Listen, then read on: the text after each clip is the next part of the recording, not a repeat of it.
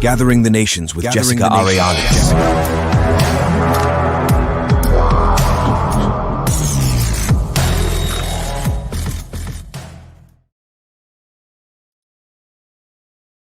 Shalom, shalom, and welcome everybody to Gathering the Nations with Jessica Arianes. And before we get started, we have a lot to go over. I just want to get a mic check, make sure that y'all can hear me. I see you all in the chat. Praise Yah. Maria, how are we doing out there?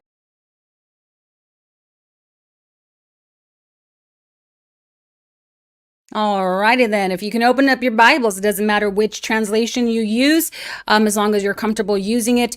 I am, for all intents and purposes, going to use the King James Version because of its Strong's concordance, or the connection to the Strong's. So in chapter 10, what we find in chapter 10 is that there is something called the Table of the Nations. It's where we get the 70 nations. So in that table, as it's known, we are told of the genealogy of Noah. Now, if you listen to last week's lecture, you'll see that Noah had 3 sons, and later more, I'm sure. But for the most part, when he landed on the Mount of Ararat, he had 3 sons, and with them they had their wives. And these sons became the progenitors, or progenitors. Remember Genesis, the gene, the source of progeny, of children or offspring. And their main offspring are noted in this table in Genesis chapter 10, and for good reason, because these 70 nations would be the very seed line that would be the source of all nations, even the nations that exist today. So when you really stop and think about it, all peoples, all tongues, all tribes trace back to back to Noah, but back to one of these sons. And there has been an age-long contest between who is who. You know, who's from the line of Shem? You're from Ham. No, the black people are Ham. No, the white people are Shem. No, that's Japheth. No, really? So what we're going to find in Genesis 11 is that they were all mixed, and they were mixed for good reason. Okay. So what's important to note is that in Genesis chapter 10, it says that the nations were divided. So in 11, this is a small portion, what we find is that there is a term there for language. And many people have taught that Yah came down, saw what they were doing, and then disturbed or confused their language so that they could not understand, because that's how it reads in the English, so that they could not understand one another and continue in their building or their mission. What was the mission? Well, if we go back to Genesis 10, which I will share with you now, if we go back to Genesis 10, what we see, it says that I'm not sharing. What we see are different words for language. So here in Genesis chapter 10, it says that the nations were divided in the earth into various areas of habitations based on their languages. So this word for language is actually the word lashon, and we're going to talk about language because it's extremely, extremely important when it comes to the legislation part of this study. So languages here in chapter 10, talking about the Table of Nations, it says that after each division, after Japheth, Ham, Shem, it says that after their children are named, it says that each tribe, each one was sent into an area to inhabit based on their languages. So they already had languages. And what's interesting to note is that they were all of one language first. Language of creation, the language in which they spoke from the beginning, right? So they didn't have multiple languages. So what I found is that this word language, it means lingua, or a language of the tongue. Now, we're going to look at languages in just a second. So it says here that they were dispersed or divided. Now, the word divided in chapter 10 is parad, and it means dispersed after his own tongue, after their families in their nation. Now, I found something out that was interesting. Now, a progenitor and its progeny, or their progeny, was related by language, not just blood. So back then, they didn't have last names. Last names is a pretty modern thing. So in order to identify what tribe you were from, it was usually by this language, this tongue, or this Frank. Well, why is that important? There's a verse, and I can't remember what it is. If one of you in the chat can find it, but there's a verse that talks about, I think it's the children of Benjamin. They're coming in, something's happening. They say Shibboleth, right? Because they have an accent. Sibboleth. Some say Sibboleth in the north. Some say Shibboleth in the south. So they were able to identify that they were from a different region of that area, so that they were not regional because they had an accent. So these individuals, although they may have spoken the same language, they may have had different accents, which defined which tribe they were from. Okay. And remember, there's no borders yet. They haven't migrated from Ararat out into the east towards Babylon yet, or Shinar, Mesopotamia. They hadn't migrated out yet. This is in Genesis chapter 10 regarding the Table of Nations. So it says here that they were divided. So they were dispersed, meaning that they all kind of went into their own, based on their own progeny. But again, language was connected to the progeny and its father. This is interesting because later on we see that Yahusha gives to those the nations in the book of Acts the tongues of fire. These tongues of fire. That's important. That's going to say something in a minute. So if we look at language here, it's Lashon, and you look at this, it's symbolic for fire, the tongue of fire, but it specifically speaks at that time of a bay, something alongside the seashore, as it's used in Joshua 15:5, Isaiah 11:15.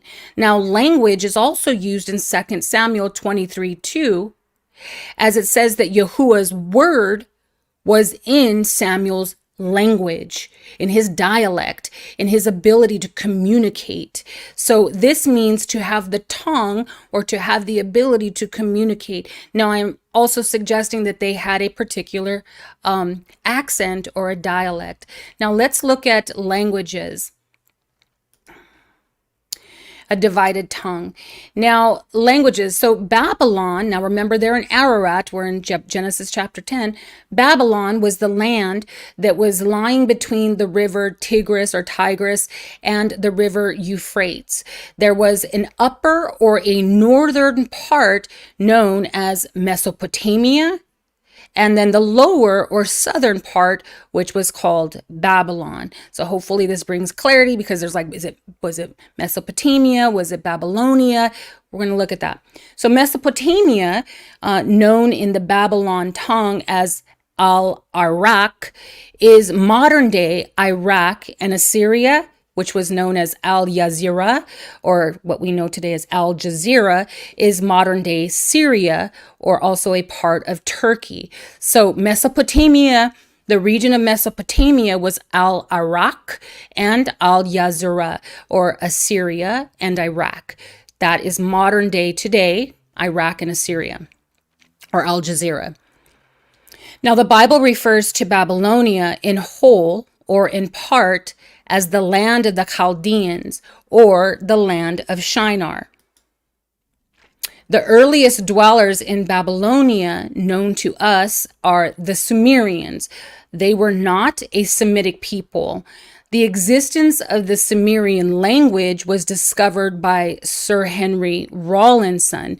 When he found the language, he was confused. He thought and assumed that it was Shemitic or Semitic, but then he later found that it was not, and then he coined this language Proto-Chaldean or Proto-Akkadian. Now, the reason why he assumed that the language, or the writing, not the language, but the writing was Semitic, was because cuneiform writing in general is said to have been invented by the Akkadians, in which the Sumerian language would have developed. So the idea is that the Akkadians, who were Shemites, they were Semitic people, came from the line of Shem, they are the ones that invented cuneiform writing tablets for recording, okay? And it was later that the Sumerians, as they became a great power in Mesopotamia and other regions, they then adopted this cuneiform language, and they incorporated it into their legal writing standard. So The Akkadians were a group of Semitic people who lived on the Arabian Peninsula between Egypt and Mesopotamia. As the population expanded, remember, he's sending them out by every tongue and by every group. All three, Shem, Ham, and Japheth, they're all going out, and they have their own tongue, whether it is a different language, because it says that they were all of one language.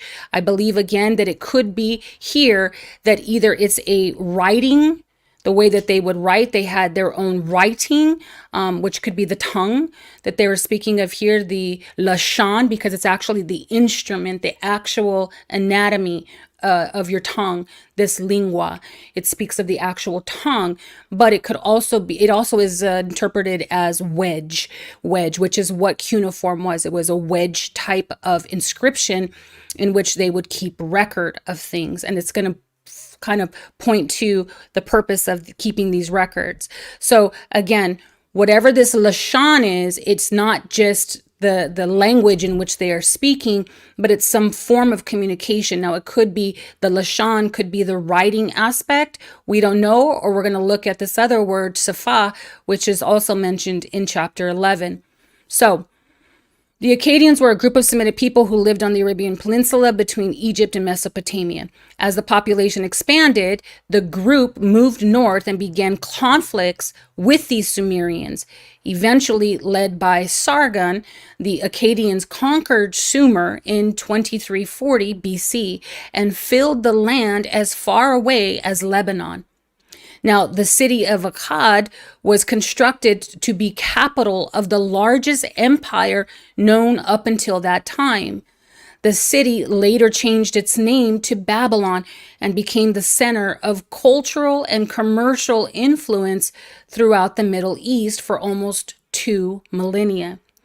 Now, despite the revolt by the city of in 2125 BC, which gave the land of southern Mesopotamia back to the Sumerians until about 2000 BC, the Semitic people, that is the descendants of Noah's son, Shem, or the Hebrews, along with the Arabians, the Assyrians, and the Babylonians that surrounded that area, they took over the land for centuries.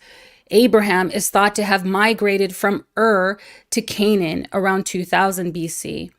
Noah and his family spoke one language. Shem, the eldest, would have maintained that language. Now, the Sumerian language was what is called an agglutinate. Now, I'm going to share this with you because it's like, what? You're like, what? So it's an agglutinate language. An agglutinate language means that each morpheme is generally has one meaning or function and retains its original form and meaning during the combination process. For languages that have agglutinative morphology, such as Turkish, Finnish, Hungarian, or Korean, it is possible to produce thousands of forms for a given root word. Akkadian replaces the local language of ancient Mesopotamia. Hebrew and Arabic become a close relative. And it's interesting that you would use the terms close relative when it comes to language, like Hebrew is a relative.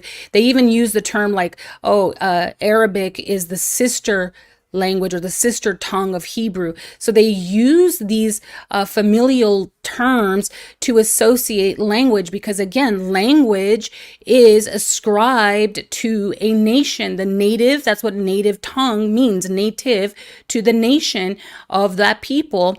In fact, I think it was, I can't remember his name, the one who sort of revived the modern Hebrew as it's known today, Ibrahim something, but he was a Zionist, and he actually made the claim that at the time, the people that migrated back to the land of Canaan, they were not the land of Canaan, but Palestine, British called it Palestine.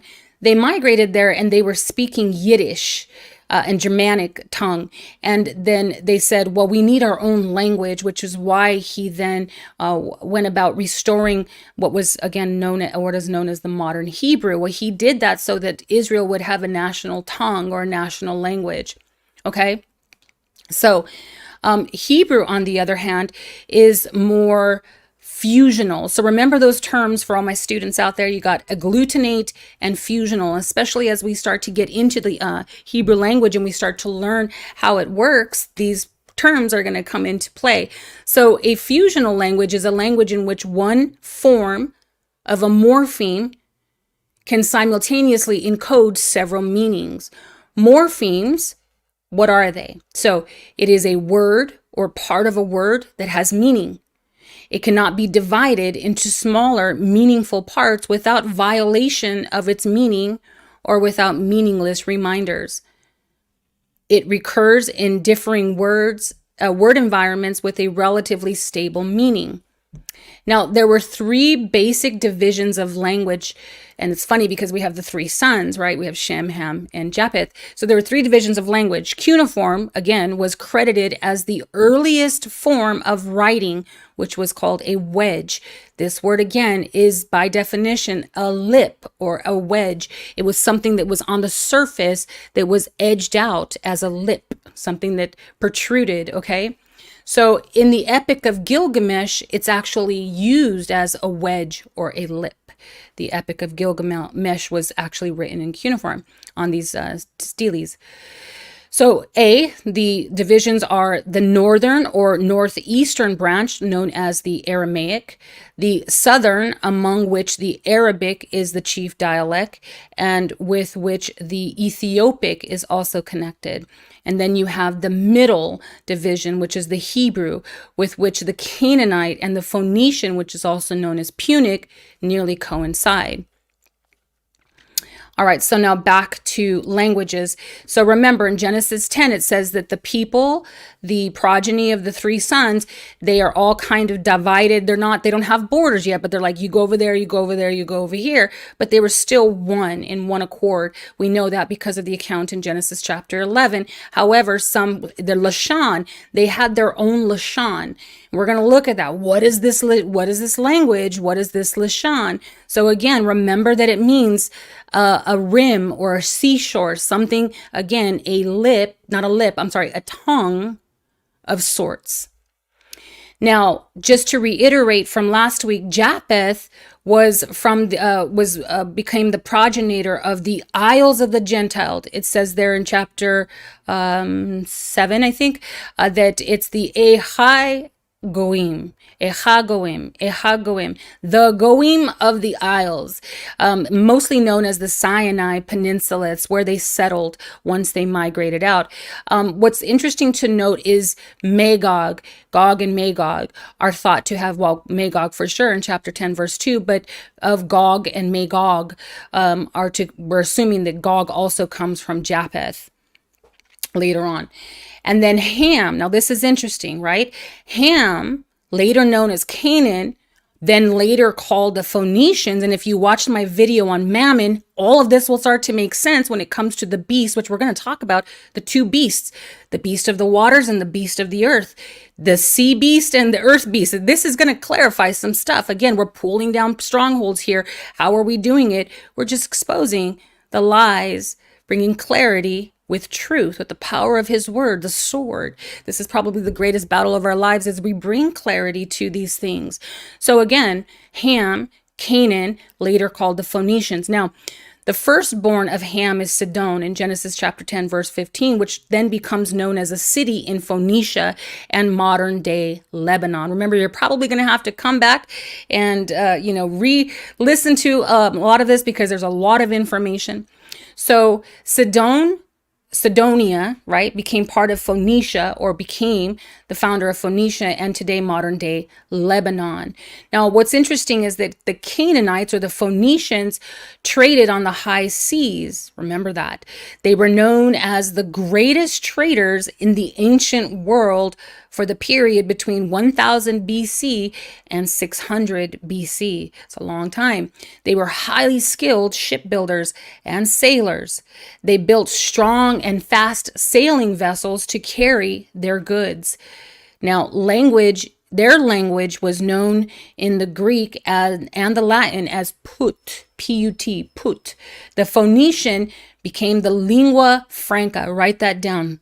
The lingua franca of the maritime Mediterranean during the Iron Age due to the extensive Tyro-Sidonian trade and the Phoenicians' commercial dominance. Now, what is a lingua franca and why is that important? Well, because English is a trade or lingua franca. In fact, English is above all, it's like by far the most truly global lingua franca of its time, meaning that it was widely spoken throughout the world. So a lingua franca comes from the term the language of the Franks. It's what it means, the language of the Franks, or the tongue, lingua, the tongue of the Franks. It was a language, and now we have clarity that this language in which they were dispersed first was of their own language. Even though they may have spoken the same language, they all had one language from their father Noah, was passed down to them. They would have all spoken in one language, but they may have had, as they migrated and they began to develop as a civilization or as a people, they became more dense in population, then they may have, and in their own regions prior to entering into the East, they may have developed a tongue of their own, a writing system, a numerical system, an alphabet. We're seeing that the Phoenicians had their own writing system. We see this, the Sumerians had their own writing system. We see that the Shemites, the Akkadians, they had their own writing system from Shem. So again, they had their own system of communicating or utilizing the original language. It doesn't mean that it was far from the original Semitic language or the language of Noah. It just means that they may have added to or deduced from the original language in order to sort of facilitate their growth, or depending, right, wherever they lived. Maybe they lived in a region that had a connection or access to water or other things that maybe the other region didn't. So they were adding to or inventing their language, right? They were cultivating their language. And so the lingua franca means that it becomes a universal tongue, a universal language in which, and that makes sense. Think about it. It's because the Phoenicians, they were traders on the high sea. So as they went out on merchant ships, they were constantly having to barter as the population grows and nations develop, they're bartering with their neighbors, they're bartering with their brothers. Remember, there's only 3 brothers. It's like all 3 brothers. They're all brothers. It's all family, right? We're all family. And so they're bartering with their brothers and doing business with them. And so that tells you a lot if they have to create a lingua franca that allows them to actually speak the tongue of other nations. So, wow. Okay, lingua franca is basically a language that is spoken that's not your native tongue. So it's like English. English becomes a universal language, and it's for the sake of trading the language. The English that we speak today, modern English, was created to trade. It's the whore of that. It's the language of the prostitute, right? It really is. It's a language of whores, to trade. It's the tongue of the whores. It's not a pure lip, right? It's the language of many nations. She's got the tongue of many nations. But this is interesting because the definition of this word for tongue is also sand or shores. All right, let's keep going. So that was Ham's lineage, right?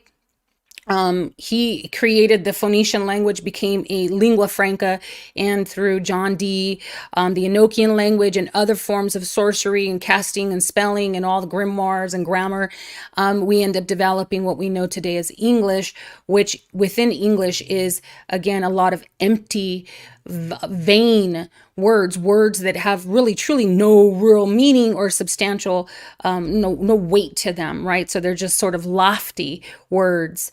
Now Shem's real simple, and at the conclusion of chapter 11, it gives you Shem's lineage for a reason, because again, we're always pointing to the many nations and then to the one great nation, which is Yasharel or Israel. So Shem, from that line, there was a couple of that were mentioned, but we're just going to go directly to, you can watch last week, Shem, Peleg, Abraham. And from Abraham, Yahuah says to Abraham, and I shall make you a great nation. Well, what's interesting is that in Hebrew, that's Goim Hagadol. And so that means that they were Goim, because the word Goim just simply means nations. Remember, 70 nations, the table of nations, Goim Hagadol. Let me take a drink. Praise Yah. How we doing out there? You guys good? All right. So far we see something. We see, just to recap, Genesis chapter 10, we're given a table of nations.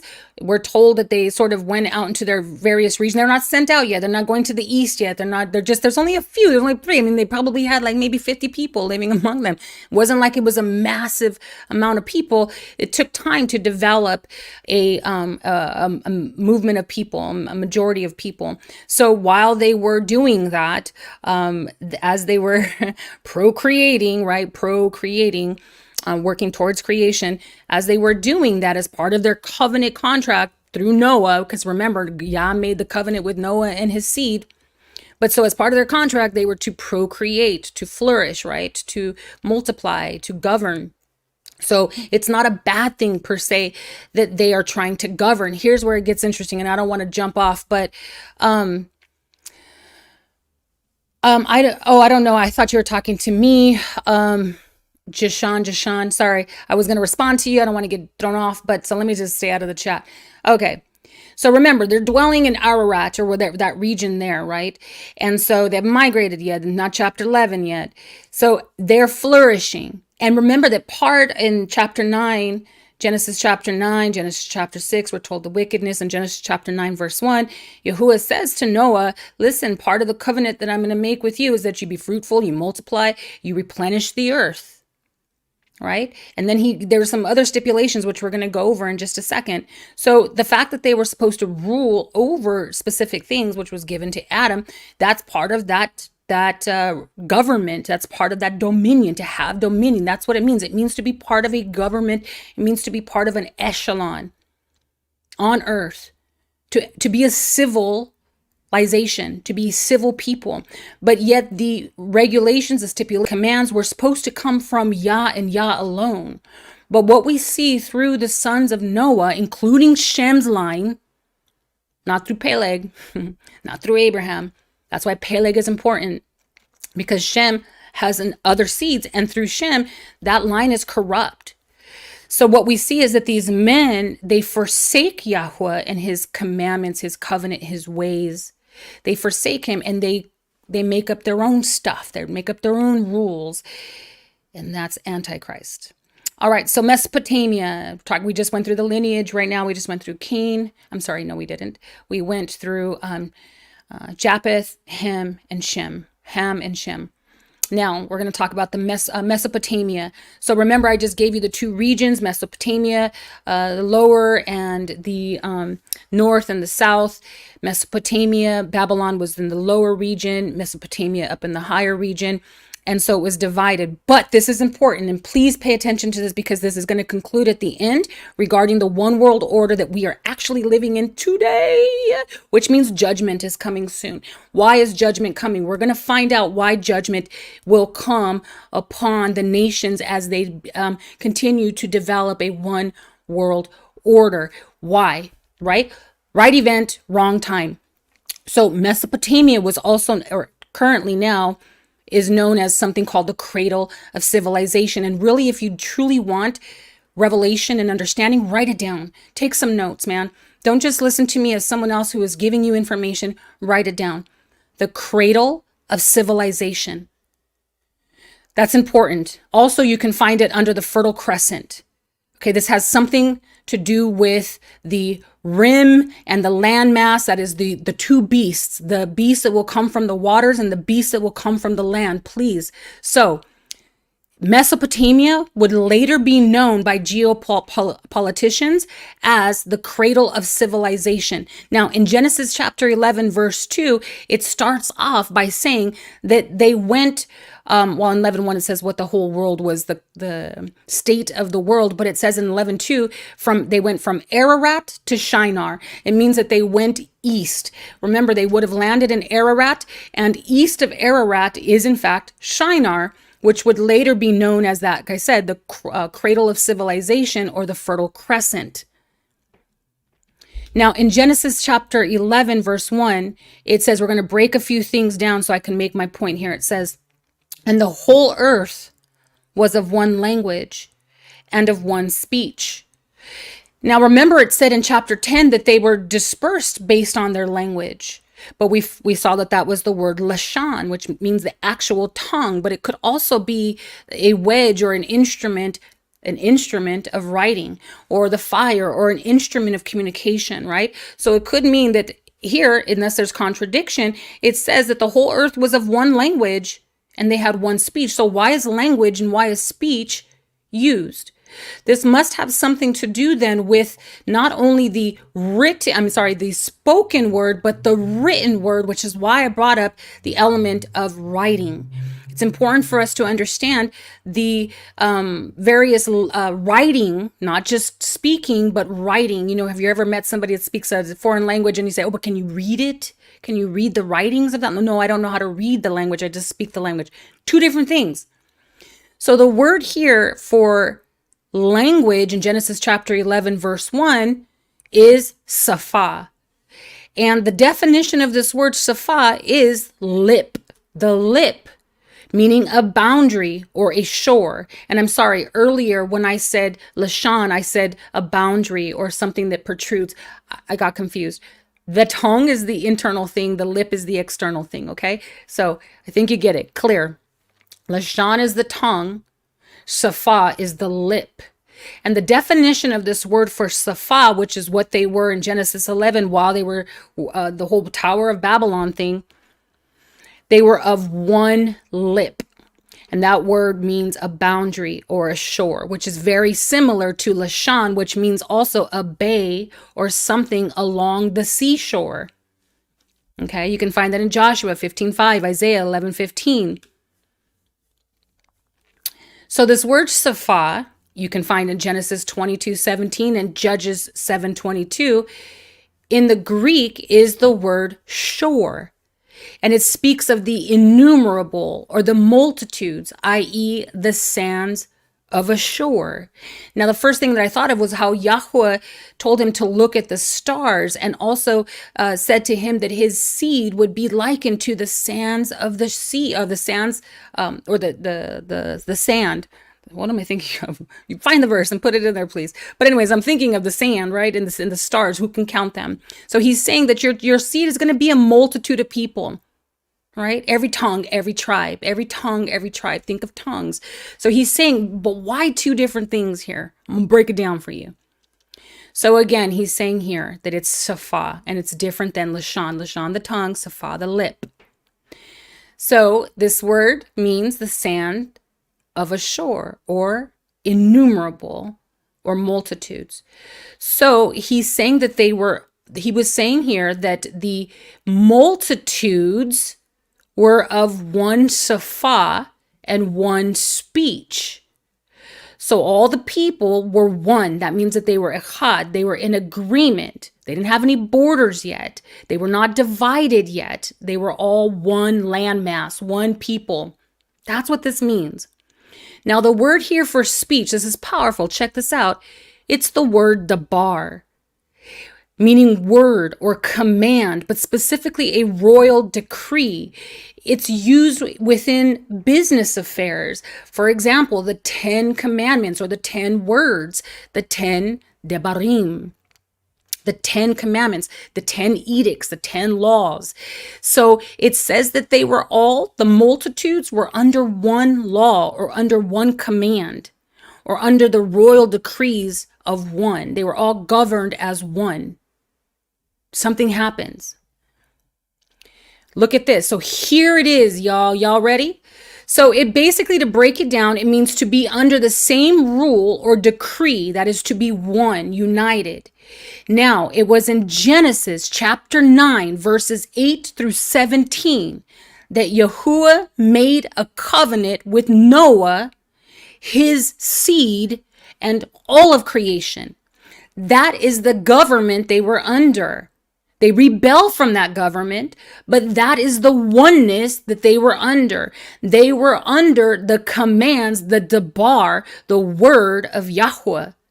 They were in agreement at one point with Yahuah. And what was the covenant? Genesis chapter 9, verse 1 through 9, it says here, the same covenant from the beginning, all throughout creation, until the end where Yahushua comes, fulfills it, and brings forth even the fullness of it all. But here in Genesis chapter 9, verse 1 through 9, the same covenant that he makes with the first man in the garden is the same he makes with Noah, the same he makes with us. It's the same. There's only one covenant. It is just, again, progressing even as our responsibilities are progressing, but also even as sin is progressing. It says here in this verse, chapter 9, 1 through 9, it says, to be fruitful, Noah, you and your seed, and all of creation, be fruitful, multiply, replenish the earth. Now, when you look at that word replenish, it's the word fill, to fill the earth, to fill it with life, opposed to violence or blood. Now, blood has the life in it. This is why in that same chapter, he tells Noah before they start eating flesh, there was no need to eat flesh. He tells Noah and his sons, he gives them the law of retribution there, life for life. Though he says, I will require it of a man who sheds blood and a beast who sheds blood. Because he knew there was going to begin the era of hunters, or the era of Nimrod. And as Nimrod came on the scene, we're going to see an antithesis or an antinomia. We're going to see the anti-law, the lawless one comes up on the scene, and he again violates the covenant Yah made with Noah. He's saying here, Noah, fill the earth with life. But we're told in chapter 6 that the reason why the waters came was because they filled the earth with violence, right? So what were they filling it with? With bloodshed and violence, and they were, having intercourse with these beings, and they were doing vile things and perverting the earth and defamating it and desecrating it.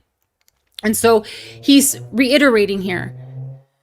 He says, do not eat the flesh with blood in it, a life for a life. Do not kill. And surely your blood, this is what it says, of lives, the soul of your life, the blood of your life, will I require it. At the hand of every beast will I require it.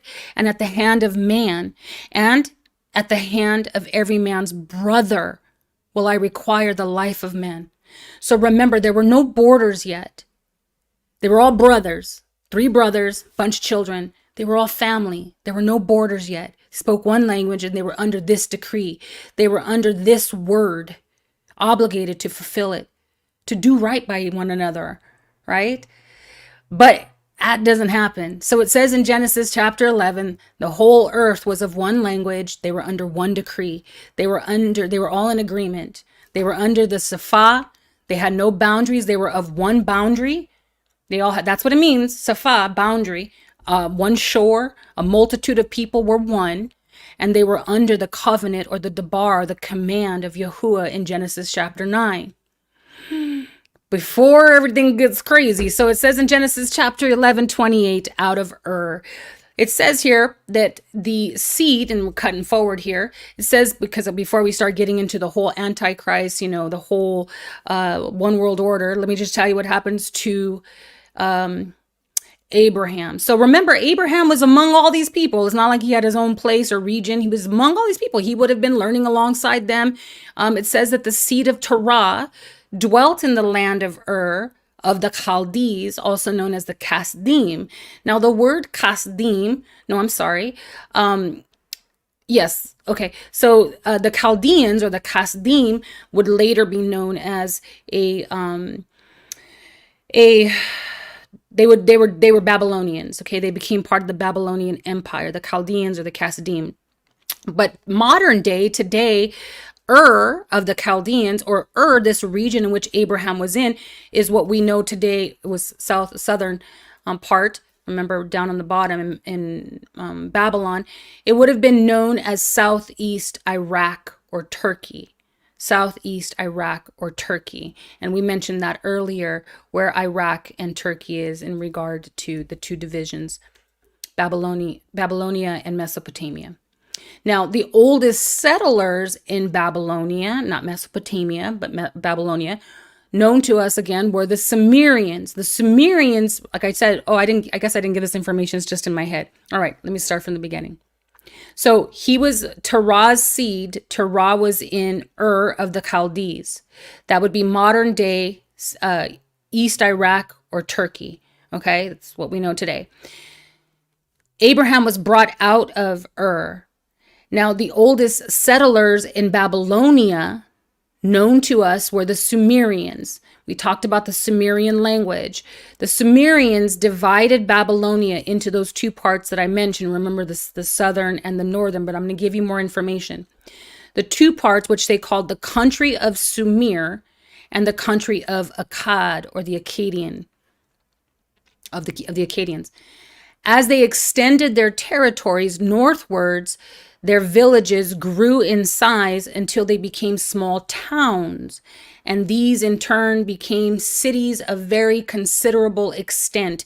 And the power of the gods increased as the prosperity of the people increased, and at length they were housed in temples of brick and stone instead of huts made of reed mats.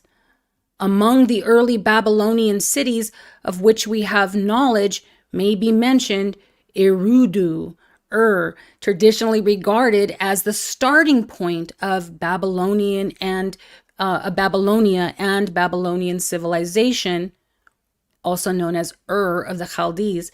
This was also known as the city of Abraham, which was a little to the west. So I want you to do some research there. Okay, now the kingdom of men. Here comes Nimrod. And again, this is what's happening in Genesis chapter 11. It says that they were all in agreement. The multitudes were one. They were a multitude, but they were one people. And that they were of one tongue, one language, one language. They were in agreement. Okay, and they were under one order. That command was the command, part of the covenant that Yah made with Noah. So we start to see that they migrate from Ararat to Shinar, and there they begin to develop city-states or cities in what they call Babylon, Babylonia, Akkad, the Akkadians. We're going to see that that's what's starting to happen. They're starting to stake claim to the land. Now, the right to rule. Now, the laws of men, just a little disclosure here. The laws of men are established. Even the laws that we are governed by today, they are established, again, to govern the people, to maintain civilization, to make sure that order is intact, right? Law and order. So the laws of men are established to govern the people. However, all men who rule outside of Yahuwah's ordination have always led to oppression of the people and the land. So if a man is in position who is not supposed to be, who's not ordained by Yah to be in position, then under that hegemony, however it's said, under that rulership, the people will eventually become oppressed. They will rebel. And in their rebellion is the lawlessness, or the rebelling against that law or the legislation or against the rulers. It's called anarchy. And as anarchy insists, it then brings the defiling of the land. That's how it works. And that's because the rulers or the chiefs or the heads are not anointed. Their head, the installation of that officer, is not anointed by Yah to do what they do. They become narcissists, right? Because I said in the beginning that Yah, RL, is not a narcissist. He's not a megalomaniac, right? Why? Because everything that he has, he gave. There's reciprocity. There's harmony between him and creation. It's not that everything is the single-eye devotion towards him completely and that he gives nothing in return. That's oppression. That is control. That is oppression. That is tyranny. And that's what happens when a man is not ordained for that office. It's that the people, the applaud, the likes, what we call today the likes, the numbers, the viewers, the money, all the success, the applaud, the approval of men becomes too much for someone who doesn't have their head covered, who doesn't have the oil to protect them. So they don't maintain that harmonious relationship with the people, that everything they do is for you and everything you do is for me. There's that reciprocity. The two become one, right? They're working together in harmony. So there is no elevation, there is no pomp, because the more that you grow, the more that I grow, the more that I grow, the more that you grow. We're loving each other equally yoked, right? But when a man does not have that mindset, he then receives the applause of men, the approval of men, and it goes to his head, right? It causes him to be puffed up, or pomp or pride, the elevation of life. He becomes this serve me, and it's an insatiable desire, which is why we need a proper covering. That desire becomes so insatiable that you cannot at some point govern it. You begin to desire it. You become thirsty and hungry for it. And again, you'll go to great lengths to maintain your power and position. Now, again, right to rule. Now, the Epic of Gilgamesh. Now, some have, gosh, you know what? I looked at the word hegemony so many times. I'm like, I'm going to say it right this time. Now it's going to bother me. Hegemony. Is it hegemony? Somebody tell me. Anyways, moving on. The Epic of Gilgamesh, okay? So the Epic of Gilgamesh. Now, some people believe that Gilgamesh was Nimrod. And again, there's no real way to determine actual times, depending on time stamping, and people look to stylistic markers within the writings, and they're trying to figure out. But again, there's a lot of controversy, so we're not going to really focus on that, but we're going to address that issue. Either way, what we're going to find is pretty phenomenal. With the Epic of Gilgamesh, some believe to be Nimrod. They think that Nimrod is Gilgamesh. I'm not quite sure, and I'll tell you why. Actually, no, maybe he is. I was thinking of Hammurabi, but never mind. Hammurabi comes way later. Okay, so the Epic of Gilgamesh, who some believe to be Nimrod, describes, now listen to this, we're looking at the kingdom of men. Now they're building in this place. They're in the east, Babel. They're coming into this place. They're going to call this place Babylonia, right? Or Babel, and they're building something. What are they doing? Okay, because remember, prior to that, they were all under one order, one decree. They were all in agreement. So now it says of Nimrod, this we don't know if it's Nimrod. We're going to assume. I'll tell you why. So it says the Epic of Gilgamesh describes this leader as a part God, part man. Now, was he really part God? No, there's a reason why he calls himself part God in his stele. In the stele, there were like 10 or 12 plates or 12 stones, 12 steles. And within the writings of the Epic of Gilgamesh, he calls himself God and man, God-man. All right, Ubermensch, Superman. Thus, why? He's alleviating the need to be ordained by a God, right? He's saying, I do not need to be ordained because I am half God, half man. I'm basically appointing myself, self-appointed. I am ordaining myself. I have the authority and the jurisdiction in heaven and on earth. I want you to get this.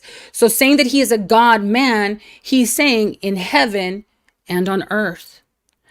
Gilgamesh was making the claim that he had authority and jurisdiction, and that his domain was both in heaven and on earth. Okay. Which is what YHUH does, right? So the tablets describe his exploits, because again, that's what we saw in Genesis as a preamble. They're basically describing, Yah is describing to Moses his great exploits that were from the beginning, showing Moses that he's one opposed to many.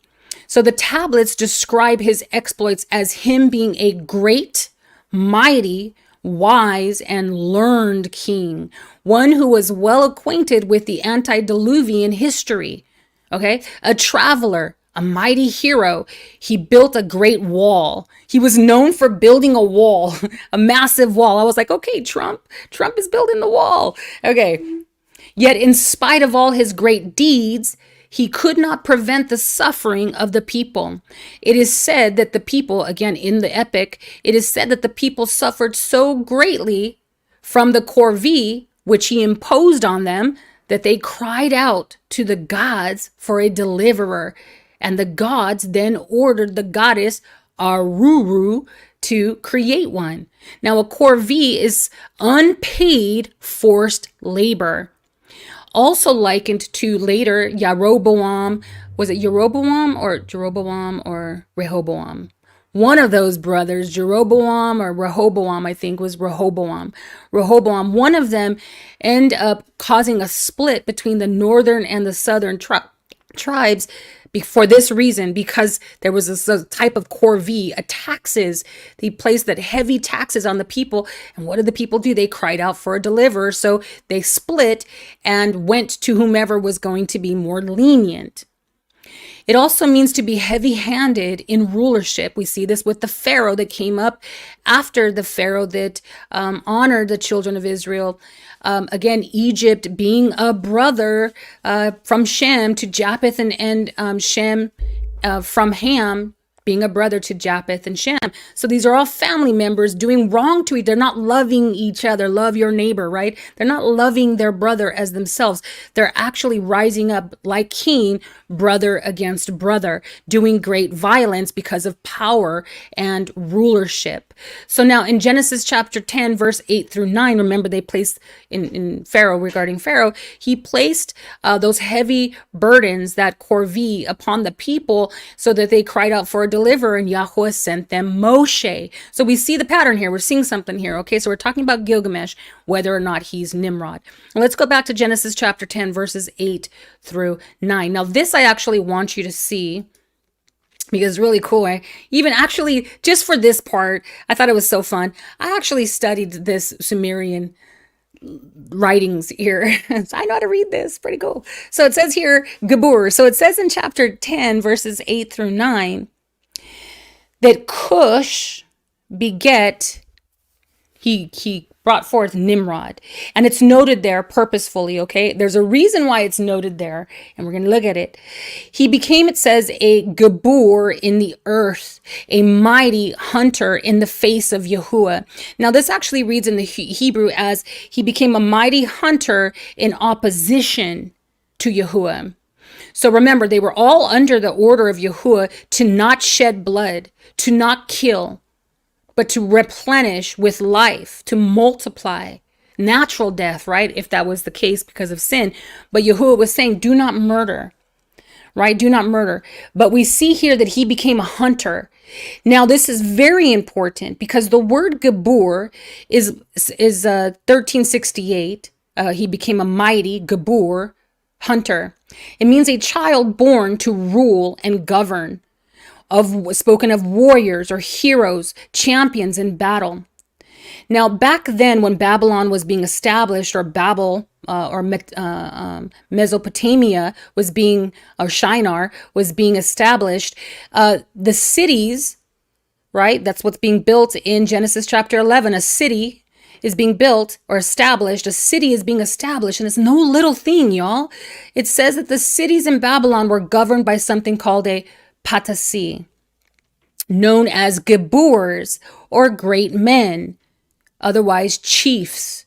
These patasis, these great men, or these Gaburs, these chiefs, after the like of Nimrod or Gilgamesh, right? It says that they would quarrel among their neighbors, a house divided, right? They could not stand because they were dividing. So they quarreled among their neighbors, and they would make war upon each other. They would invade one another's borders. The Patasi, who succeeded in conquering his fellow Patasi, remember the ruler of the city, would promptly his fellow Patasi promptly arrogated to himself the title of Lugal. Now, Lugal in the Sumerian language, in the wedge cuneiform there, means a Gabor, or a great man. Great man. Check this out. So is the Sumerian term for this Lugal, is the Sumerian term for king or ruler. And literally the term means great man. Now watch this. This is so cool. So before I even broke down the words, I looked at it just visually, and I was like, oh my gosh, I see the difference. This one here, Can you see it? And then this one here is the full combination, right? And I was like, oh, I see a difference. I see something at the top. It was actually turned the way it's supposed to be, which is up and down, not left or right. But you see that this is added.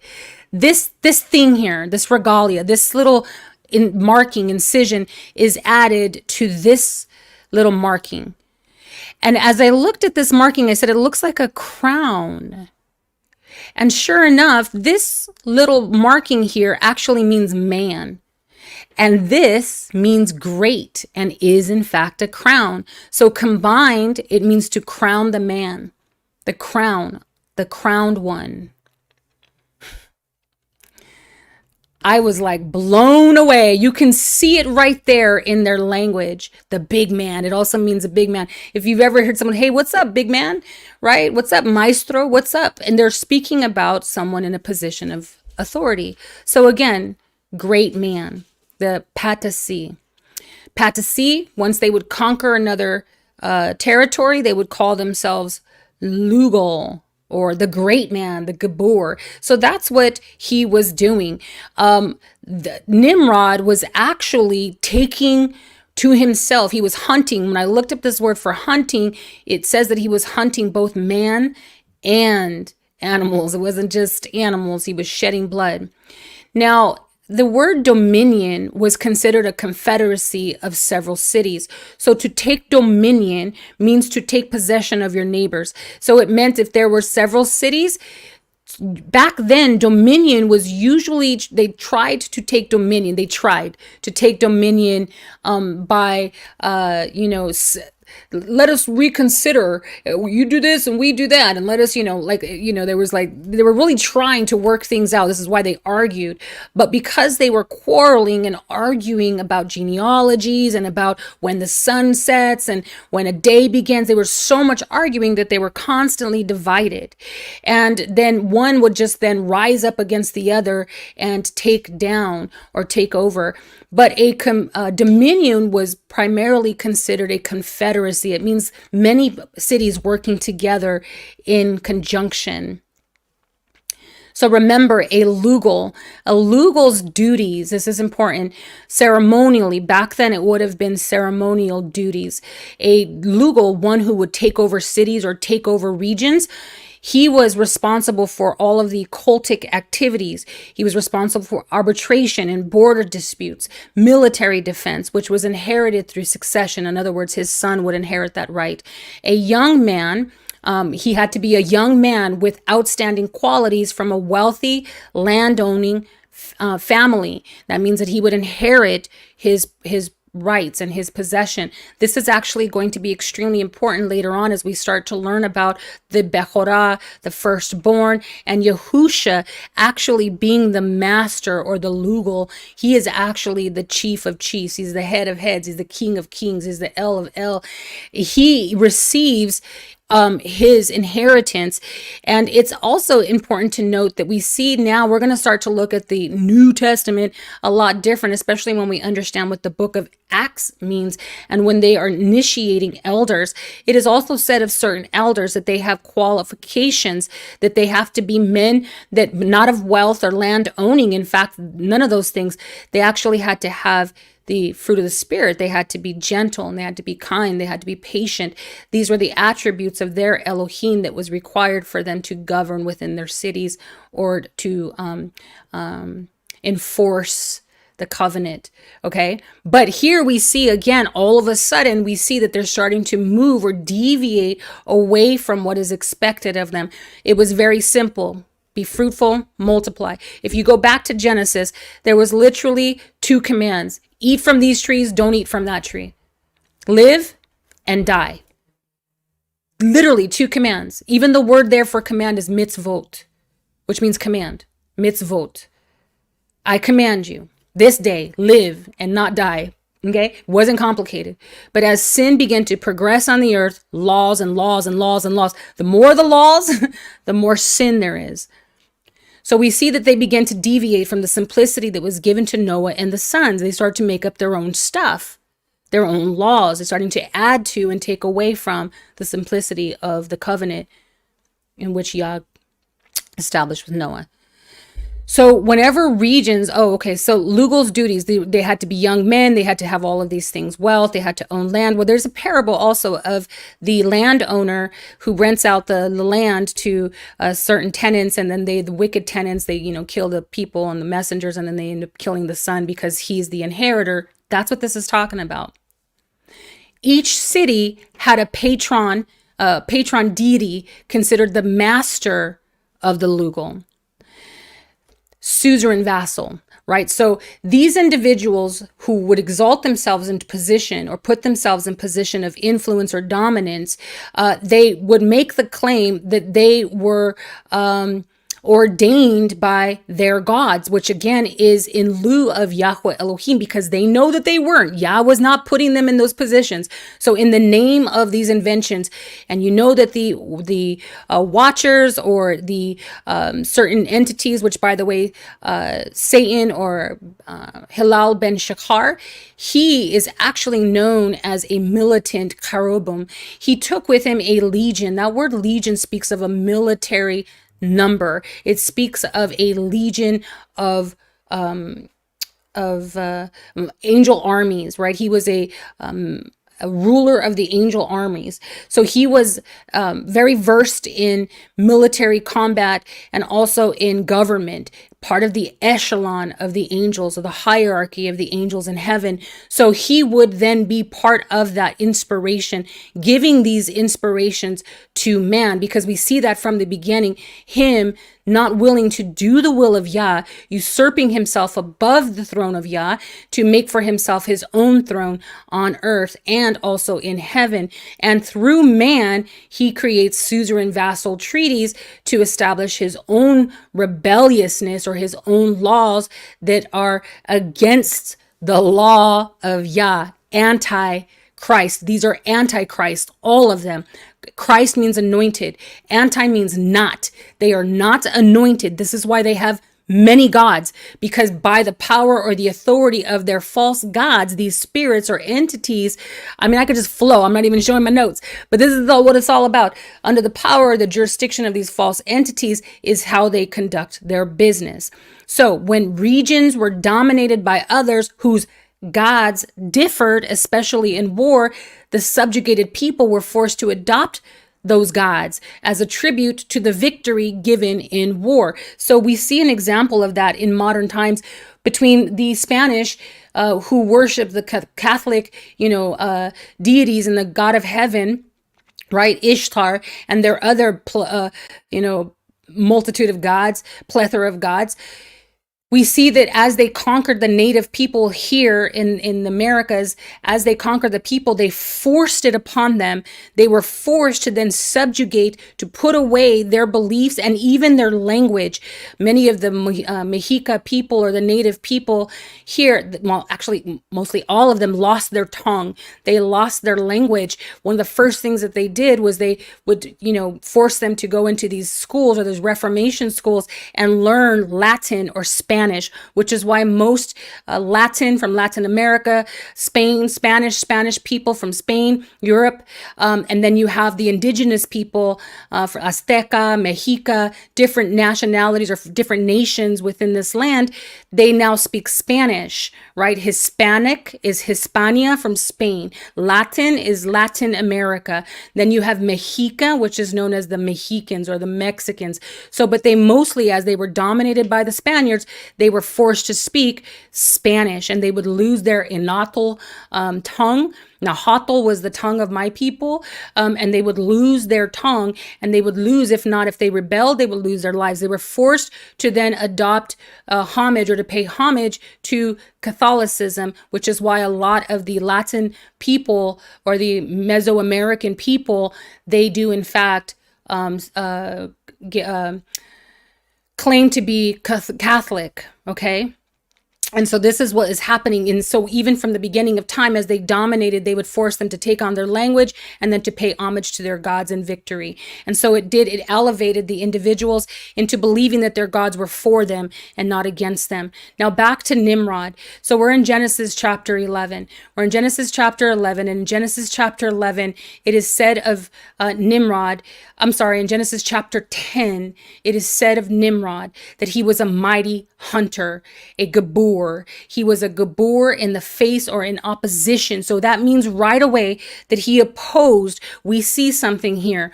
They were in one accord. They were under the Debarim or the command. They were one people.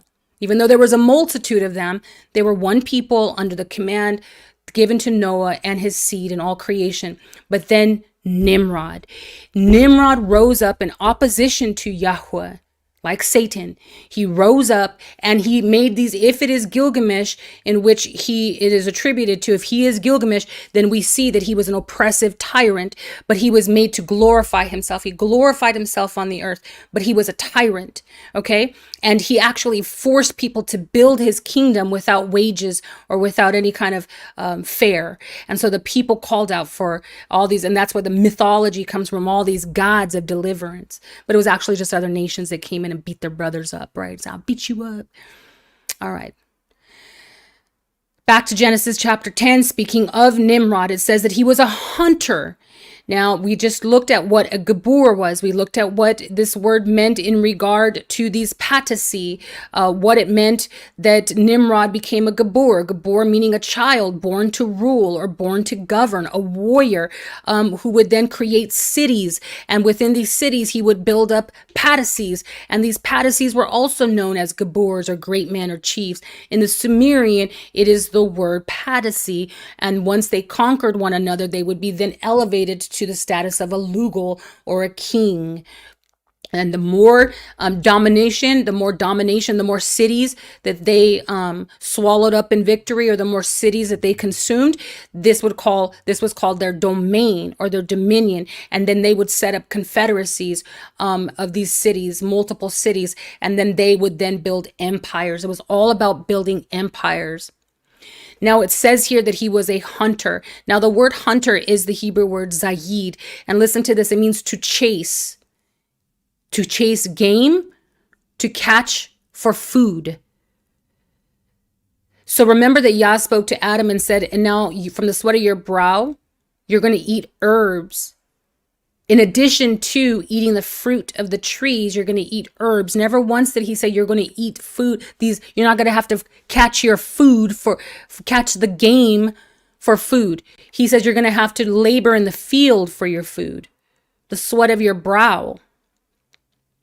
Okay. And if you want to get at me with the Cain and Abel, go back and read. Oh, well, when I post the deliberation that we had, the conversations that we had, you'll see that actually what Cain and Abel were doing was they were bringing forth a votive offering or a thank offering. They were bringing their tithes. Cain he didn't bring the best of his tithing, and he didn't bring the best. Abel brought the best. Abel brought the firstborn. He brought the Bekorah. He brought the right portion, which is later on mentioned throughout Leviticus and Deuteronomy regarding the tithes. It was also part of the firstborn, the Bekorah. Cain, even though he was a tiller of the land, he was still supposed to bring his first fruits, his best fruits, but he didn't. This was a thank offering. It was not a slaughter. Nowhere does it say that they slaughtered. It doesn't make sense. Cain didn't have access to animals. What would he have slaughtered? Corn? I'm sorry. Okay, hunter. Hunter, Zayid, to chase game, to catch for food, to shed blood. Now it comes from the word soothe, which remember Yahuwah said to Noah, don't kill the animals, don't shed the blood, don't eat the blood with the animals, don't eat the animals with the blood in it, don't do it. Because again, he was saying, he knew that there would be a seed that would obey, that would come from Noah through Shem, through Peleg later on, that they would desire to do his will. They would fail miserably over and over, but they would still desire all the way home. They would desire to do what was right in the face of Yahuwah. How do I know this? Because if you go back into Genesis, when Yah says to Cain, if you do what is right. So it says that Yahuwah received Abel's offering. That word is panim, in the face. He said that you did what was right before me. But when he spoke to Cain, he says, why has your face fallen? Why has your countenance fallen? Why have you become darkened? He says, if you do what is right, will I not do what's right before me? Will I not accept you? Do what's right before me. Do right before me. I'm watching. Do what's right before me. So Yah knew that through a line, through a seed, from the woman's seed would come salvation, would come a seed that would strive to do what's right before him, that they would be aware of his presence, that they would acknowledge his presence, that they would say, I know you're watching me. I have an active duty to do right by my neighbor, to love my neighbor as myself, to do what's right, even in the face of my enemy, because you're watching me. In the face of you, before you, I do these things. I have a conscience, I'm aware, and I have great reverence and fear because I know you're watching me. All this is being recorded. I know that you're watching me. He knew that there would be a people throughout every generation who would say, I choose to do what's right in the face of Elohim. So here we see that Nimrod opposed. He said, I'm going to do what I want. And he rebelled in the face of Yahuwah. And he went hunting for his animals. He went hunting great beasts. It says Sud, which actually later Sud in Sayyid means a hairy goat. It actually speaks of demons. And hunting for animals, it says 6679, hunting for animals, including birds and people. In Genesis chapter 27, verse 3, it says that he ensnared them. Job chapter 10:16, Micah chapter 7 verse 2, meaning to hunt down and catch. But also in in various verses, speaking of a fowler who hunts or lies in wait for his victim. In 1 Peter chapter 5 verse 8, it says, because the accuser, watch this, the accuser of the brethren prowls around seeking one to devour. Now, remember when Satan approached Yahuwah on behalf of Job, he said, where have you been? He says, roaming, prowling the earth, seeking whom I may devour. This was Nimrod. He would prowl the earth, seeking whom he may devour. And he was devouring cities and states. And so this is the epitome of Satan on earth, or the Antichrist on earth. It is those nations, those cities, those rulers who are determined to make all nations and all people one under their rule. Now again, in Psalm 91:3, it says that Yahuwah is a refuge that delivers us from the hunter's snares. And it's interesting because this word for snare is accusation. And again, in 1 Peter chapter 5, verse 8, it says that the accuser of the brethren, the accusations. So we see that later on, spiritually speaking, when it comes to spiritual warfare, we see that the enemy will use accusations against us through our conscience. The fiery darts of the enemy are, in fact, the accusations of condemnation to condemn us so that we fall prey under the weight of that guilt or shame or condemnation. But Yahushua says there is no condemnation given to those who are in him and who love him. Again, even when we fall, we get back up. A righteous man gets back up. Because again, we fell in the face of Yahuwah. How did we fall? Trying to do what was right. He saw that even in your weak attempt, it was an attempt to do what was right. Hallelujah. Now, what's also interesting is, again, Nimrod is a hunter. Now, back in Genesis chapter 9, verse 2, remember that Yah says to Noah, and of course his sons are there, they're going to hear, he says to Noah that this is regarding the animals. He says, for the fear of you and the dread of you shall be upon every beast of the earth. The animals are going to fear you. They're going to have dread. You don't have to shed their blood. Like you can rule over them, right? They're the fear and the dread of every beast on the earth will be upon you, upon every fowl of the air, upon all that moves upon the earth, and upon all the fishes of the sea. Into your hands they are delivered. So you see the tyranny of this Nimrod. You see the tyranny of this prototype of leader, or this hunter, who would then devour those in fear.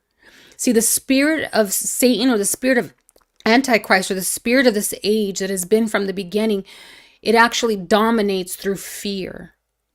The spirit of fear, or the spirit of dread, which is pakad, which is not the same that is mentioned in Proverbs in regard, or in to have regard. Like the beginning of fears, or the beginning of wisdom is fear. Like the fear of Yahuwah is the beginning of wisdom, right? Ecclesiastes and Psalm 4. So the reverence that we have for Yahuwah goes back to that in my face, like to do right before me, to have reverence, have respect, know that I'm here, I'm watching you. I've gone nowhere. But the enemy veils us, right, with all of the distractions of this world, and our eyes then being glossed over. And through fear and through dread, he condemns mankind through accusations and shame.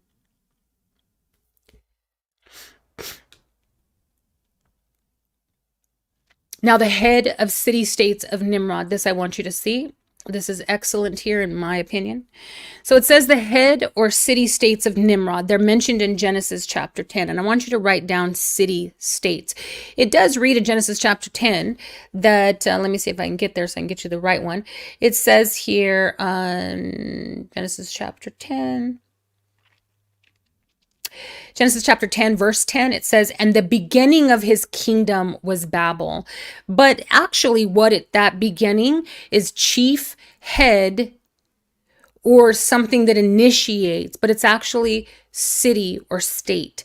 So the cities of his kingdom, cities, I'm going to show you why it's cities. You're going to see something. And I broke this down and it's so good. There you go. I'm going to give you this. I'm going to give you this. I'm going to give you nothing more. I'm going to give you this though. Take your screenshot. So the land of Shinar, so Nimrod, good. They're all going out from Ararat and they're going out into the east now, right? They're all migrating out into the east. They're growing in numbers, a great multitude of people. And they get to this place in Shinar in chapter 11. They're all in one accord and like, what should we do now? And Nimrod or Gilgamesh or whomever it was that rose up, it doesn't say in chapter 11 who it was. We're assuming because of chapter 10 what it says. So we're assuming that it was Nimrod who rose up and said, I am a mighty Gabor. I was made to rule. I was born to rule, the chosen one. And so he starts to create these cities. And why? Because within those cities are these, he's going to put little rulers, right? He's going to put these patrices in place to rule under him, right? So Babel was a Babylonian city. So you have Babylonia or Babylon. And within Babylon, you had Babel, it was a city.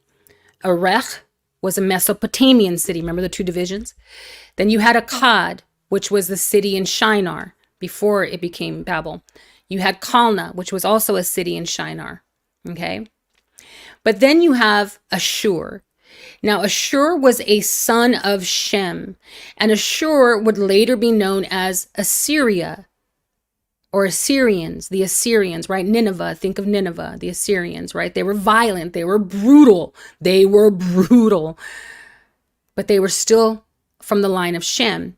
So they went out of Shinar and built these cities. It says in Genesis chapter 10, verse 10. They built Ashur, who was from Shem, built Nineveh, which was the capital of the Assyrian Empire at one time. Ashur also built Rehoboth and Kala, which was also a capital, and Rezin, which was a city between Nineveh and Kala. The same as a great city mentioned in Jubilees and Josephus. Now, why is this important? Because some will contest this. Some will say that it wasn't the same Ashur, that it wasn't, the Assyrian wasn't from the line of Shem, but I traced it, and I believe that it is. Some will contest this, and some will say, no, it's not the same one. But here's the thing. Here's my little rant here. Ashur was nonetheless, in my opinion, from the line of Shem, which proves that even Shem's line was corrupt, which is why Peleg is mentioned specifically as the line that wasn't corrupt, the line in which Abraham comes. And Yahuwah establishes a covenant through that line. But Shem has a full-on line that's corrupt, enforcing the fact that DNA will not ever qualify you or me for salvation. DNA has nothing to do with your redemption, nothing, nor does your skin color. The color of a man's skin, your genetic lineage has nothing to do with redemption or salvation. All the lines, all of them became corrupt. Even the line of Peleg, Abraham's seed, was corrupted over and over again. All Shem, all of Noah's sons, Shem, Japheth, and Ham, all of them doing great violence on the earth.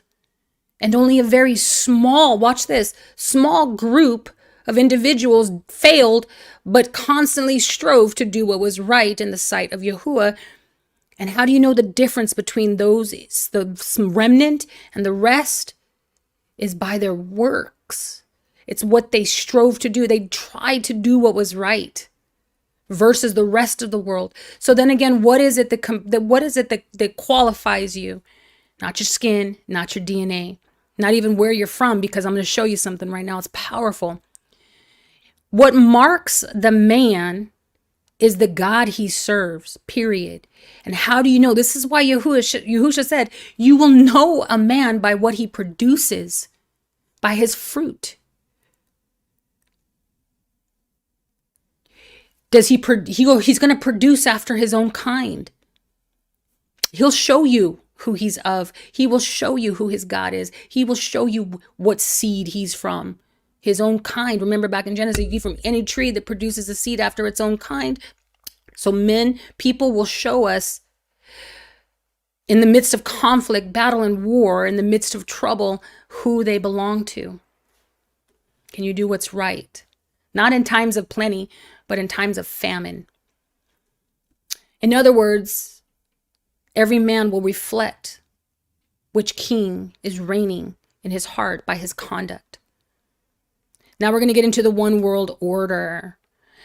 Okay, so we just looked at what's happening, and I'm going to summarize everything, okay? We just looked at the head or city states. We saw that all of the states that were mentioned, or all the cities that were mentioned in Genesis chapter 10, starting with verse 10, they were all cities and capitals. They were all cities and capitals, okay? In Shinar, Mesopotamia, whatever. One world order. So what the heck were they doing in Genesis chapter 11? All right, let me break a few things down for you. First of all, civilization. The term civilization is derived from the Latin word civilis, which means civil.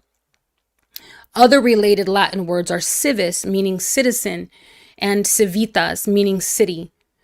The Sumerian writing system, remember the Sumerians and their cuneiform wedge that they stole from the Akkadians, which were Shemites, the Shemitic.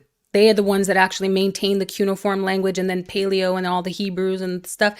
But the Sumerians, they had made their own. Remember, they had their own. Everybody had their own writing system and their own way of doing things. Why? Because they were going to create their own laws. They were going to eventually create their own laws, their own edicts, their own commands, their own books, their own legislations, their own rules. And that's why. So the word civis means citizen and civitas means city. Cities are important. Sumerian writing system was predominantly created for the sole purpose of creating legislation. Thus, Sumer was later known by man today as the cradle of civilization. Civilization. Civilization means governed by a civil court. Civilians who are governed by legislation, who become civilized. Okay, this is important. In Genesis chapter 11, verse 6, and it says, and Yahuwah said, look, they are one people. They're all one. They're just one. They don't have a nation and no nationalities yet. Like they become nations, but they're just one people. And they all have one language. And this is what they began to do. And now they are not going to be withheld from doing whatever they plan to do. So they're planning to do something. Genesis chapter 11, verse 7 says, come, let us go there and confuse their language so that they do not understand one another's speech. Now back to that lip, it means borders. It means seashore. It means the cusp or the edge of something. So what's being said here in proper context is Yahuwah is saying, look, they're one and they're in agreement. And they're under the rule of Nimrod, who is rebelling against my covenant that I made with Noah by hunting and shedding blood. And he's filling the earth again with blood. And he's going to erect cities, and a great city at that. And he's going to elevate himself up to the heavens as God-man on earth, right? He's going to unite all the people in a one world under the order. Remember that word Dabar means order. Dabar, under the command or under one command or under one rule. Hegemony, hegemony, under one hegemony. Therefore, he says that word language means border, or it means edge, or it means shores to scatter. They're saying, let us go and confuse their borders. Let's create borders so that they do not, and the word for understand is Shema, to hear and obey one another. Shema, O Israel, Yahuah is one, not many laws, many gods, many leaders. There's only one. There's only one. So he's saying, let's confuse their borders so that they will no longer work together. And that's why there's wars and rumors of wars. That's what happened. He confused the borders. The word confuse means balal, means to mix, to blend the borders. And remember, I told you that language was connected to progeny. So if you start to mix the seed, you mix the language. That's why they dominate, and then you have to speak what we speak. Well, I don't even know. Are you truly? I remember one time I was speaking to a Jew, and he was like, who do you think you are speaking like this? Do you even speak Hebrew? That's how he wanted to authenticate me. I said, what? Do you even speak truth? I told him. No, I didn't. But I wanted to. Do you speak the truth? That's my native tongue. I have the tongue of the Ruach. My tongue is the pen of a ready writer. My tongue is the pen of a ready writer. And it's set ablaze by the power of the Ruach. And I speak the truth. And he said, oh, do you even speak Hebrew? I said, do you even speak Hebrew? Like, you're not even speaking Hebrew. Like, you're speaking, I don't know, your made up language. So he was trying to authenticate me and giving me, like, you don't have the right to speak what you're saying, to say what you're saying, because you don't speak the language. All right. So this is what was happening. They were doing something. They were creating cities. Now let's talk about law codes real quick. And then I'm going to share the rest of my notes because it's extremely important. And we're almost done. In the beginning, the Ruach was given to man. A fiery tongue. To counsel. What was the Ruach given? 2 Timothy 3:16, 17. To counsel the man, to direct him, to teach him, to reprove him. Correct.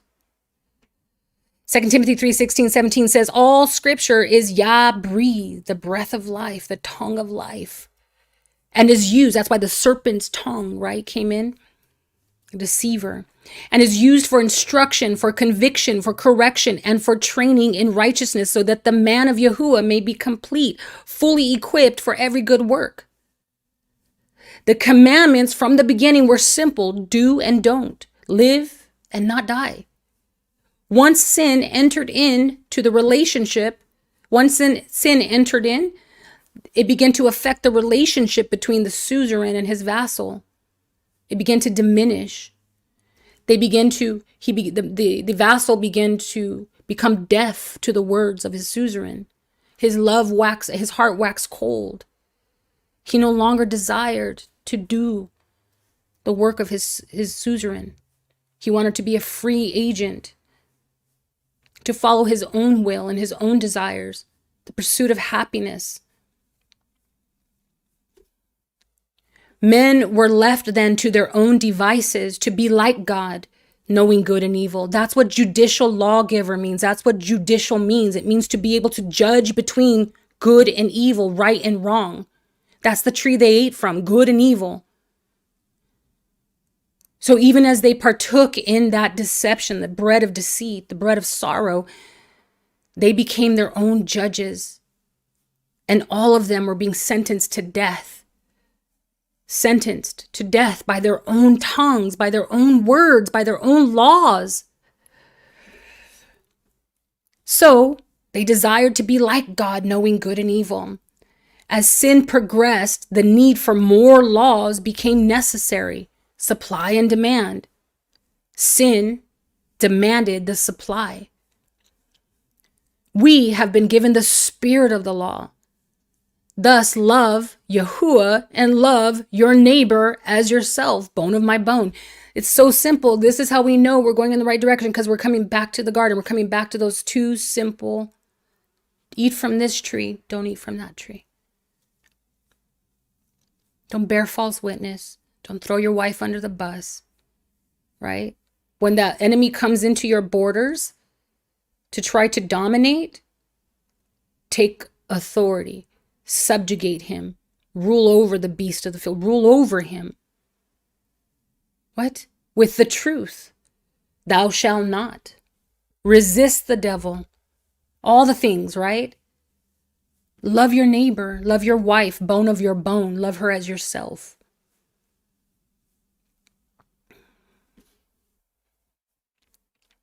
Love your neighbor as yourself, and love your Elohim by being obedient. Like, just do what he said.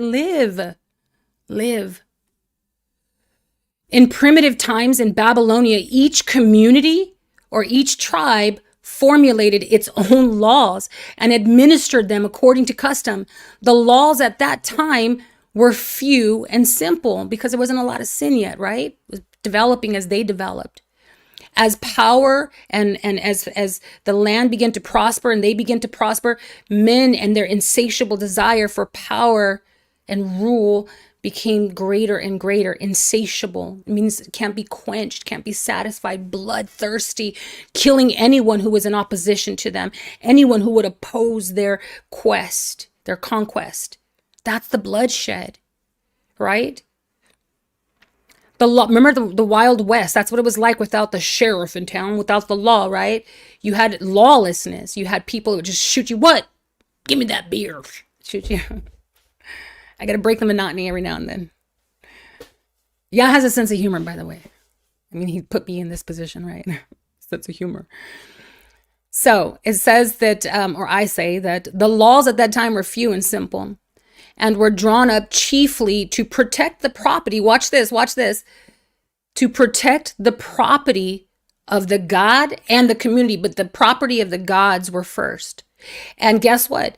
These leaders who exalted themselves and put themselves in these domains, they determined that all that was the tributes that were given to the gods were by proxy theirs, right? They got to advance. And this is why they wanted more and more and more. The more people, the more tributes, the more wealth they had, the greater their empires, the greater their kingdoms. With more money, you can build more. The Sumerians, the Chaldeans, they were all well known for creating metal. They're metal workers. And, they would build all of these weapons. And so the more money, the more resources they had, the more they realized, like, we can't just force people into labor. So maybe if we incentivize their work, we give them resources, make them think, right, that what they're getting in return is reciprocal, it's honorable, then they'll continue to build our empires. So they force these people, again, part of the deception, more. So the more cities that they dominated, the more brothers that they brought into their house, slave labor. And by the way, there were only two caste systems.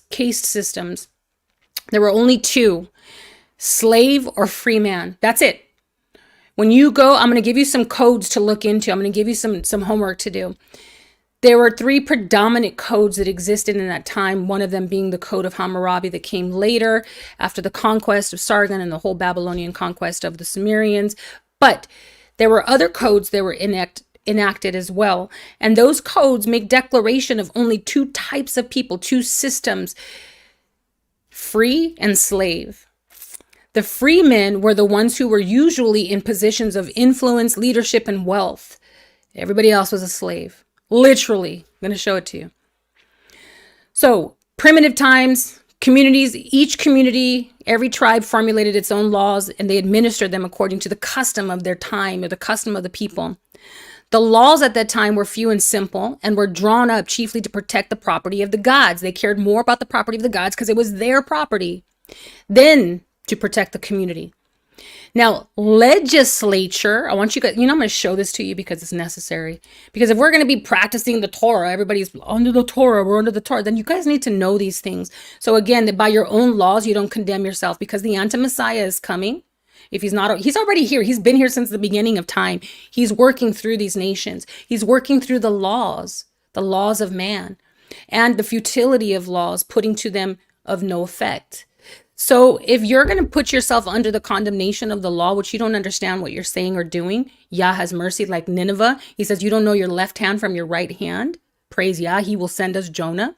But we should be very careful and say, you know what, Father, maybe I could be wrong. And if I am, like, let me humble myself and just teach me. I want to understand. Go back to the beginning and ask him to show you. But if you want to understand, this is a good place to start, because guess what? This is how it started. This is how the laws of men began, and then why Yah brought his Torah to supersede all these laws. And we're going to see that the perfecting of these laws is actually in Yahusha. Done. Like, it's done. It was always only ever about right ruling. Do what's right in the sight of me. You have it in you. Now remember, all of these individuals who are trying to rise up to fame, to create a name for themselves, to establish laws and power and become dictators, all of them come from Noah. They come from either Shem, Ham, or Japheth. Brothers. They're all brothers. Cousins, uncles, nephews, nieces. They're all family.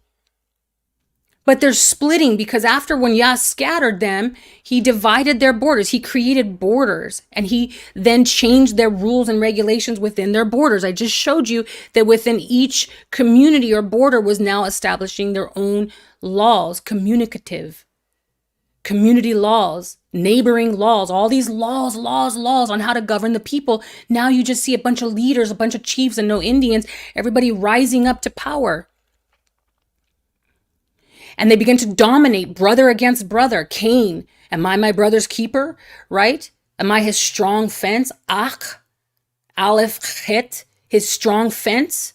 Am I a strong border for my brother? Am I a border? But rather, he violated the borders of their brothers. They violated those borders. They violated the weakness of the people. They took advantage and caused them to become naked and ashamed. They stripped them and sheared them. They raped and molested their own people, kept them impoverished and subjugated for their own greed and wealth and pomp and arrogance, that they might rise above the people and become like gods, knowing how to be judicial, but yet never doing what is right. Making legislations and great laws that go into the annals of time, but never doing what is right, never reciprocating the honor to the people. The people never rose up under the oppressive yoke of these tyrants.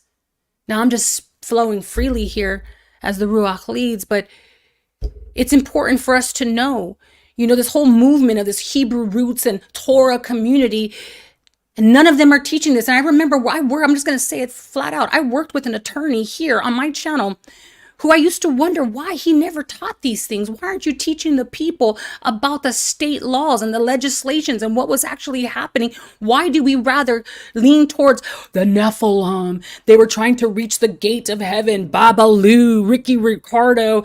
I did that too. I did it. I'm guilty. Segue here. I'm guilty. I was under the influence too. But not too much, praise Yah. But it didn't sway me very much. I was like, there's got to be something more substantial here, something that we could build upon, because these things are in the fantasy of the mind. They live in the recesses of the mind because I can't see these things. Why is it always the watchers and the demons? Because the enemy wants us to give power to them. They want dominion over your thoughts, over your mind, the imaginations of men. They are building a kingdom of darkness, a kingdom of nothingness. Do you know that when I looked up the word for the invisible attributes, it says that Yahusha is the invisible? We're going to look at it. The invisible of the invisible God. That word invisible in the Greek is one thing, and it traces back only to one word, tohu. Tohu, which is in the beginning, Genesis. The earth was tohu vabohu. What? The earth was invisible. It was without see. You couldn't see it. It was unseen. It was the unseen realm. That's why the light came, and everything was then now in the light. It was seen. This is, Sparta, important.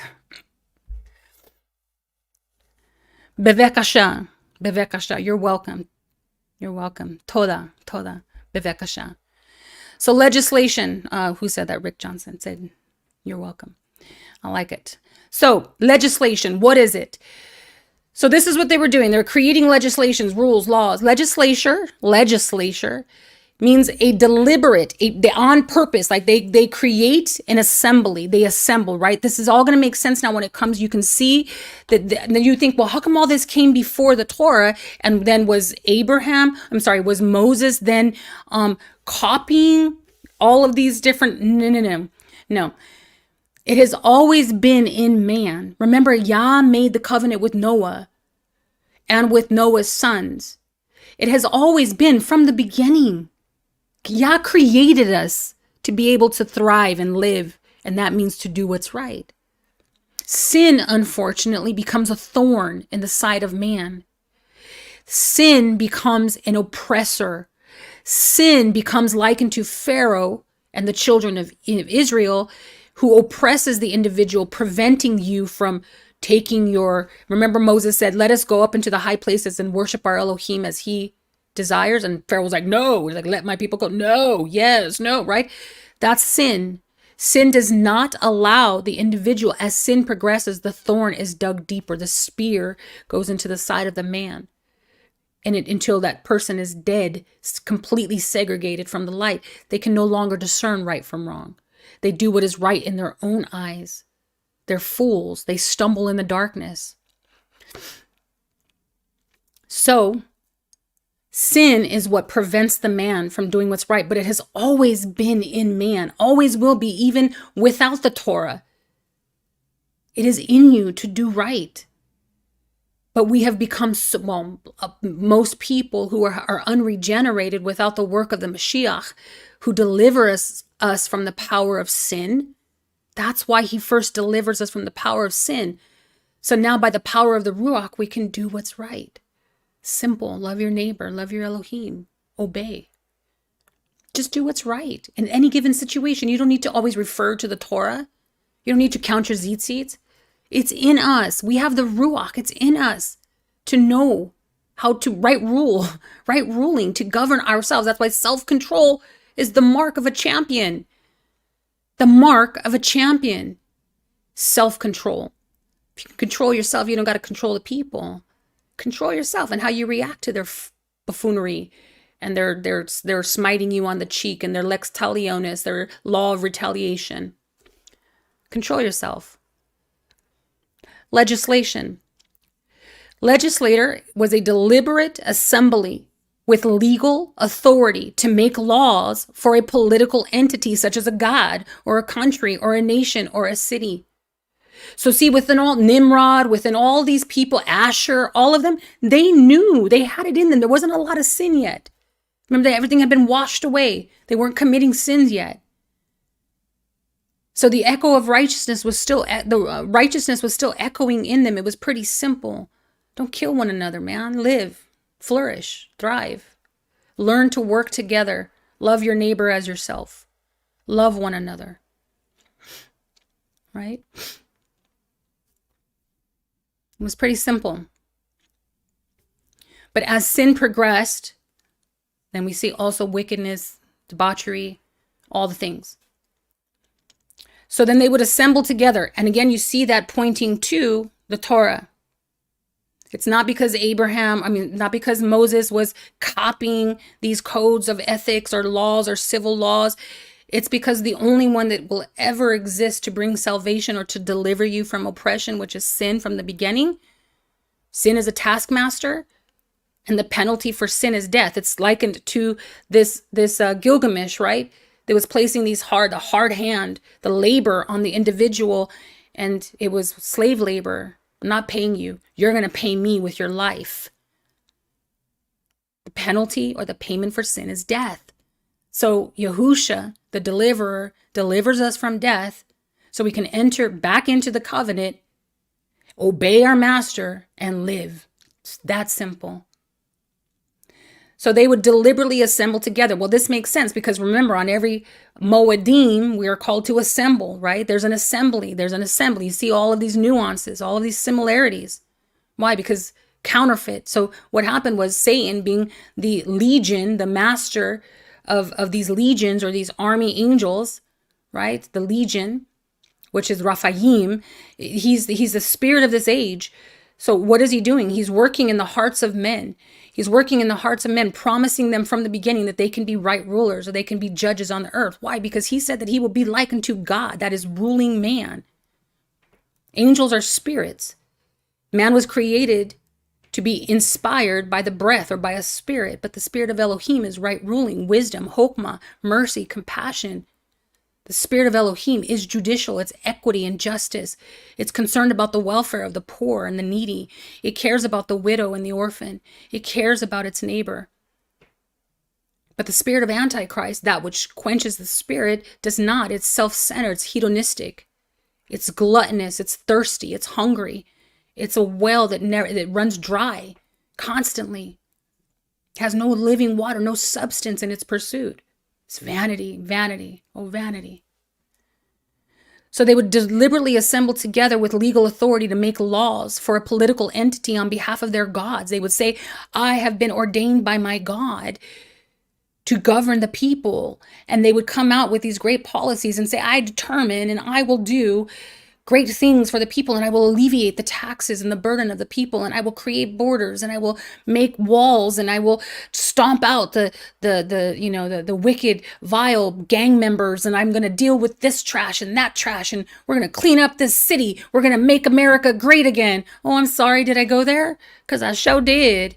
We're going to make it great again under the laws of man. We're going to make it great. And under the legislation, these assemblies would come together, and they were called executive powers and judicial powers. Now, why is this important? What Nimrod was doing, and I can prove it all here, they were in fact establishing cities. Cities are extremely important in the covenant, in our book of the covenant, right? That's what the Bible is. Don't call it a Bible no more. Call it the book of the covenant. Like, what do you read? I'm reading the book of the covenant. I'm reading my covenant, my contract, the book of the covenant. So within the book of the covenant, cities like the city of David and the city of Jerusalem, why? Because they were hubs. They were places in which laws and legislations and rules were established. Now, executive powers and judicial powers, judges, they did what? They enforced the laws. Executive powers, they made the laws. You get it? They made the laws, and the judges enforced them. Wicked judges, right? They put wicked judges in seats. They were usually elected as well. Okay, so now statute. What's a statute? So write these down. Legislature, just gave you the answers. What is a statute? There's the word statute. Remember, he says, obey my statutes, my ordinances. They're different. It says statute is a state law, okay, enacted by a legislator, by someone who legislates, like the entity, the political power on behalf of a god or on behalf of the country, the nation, or the city.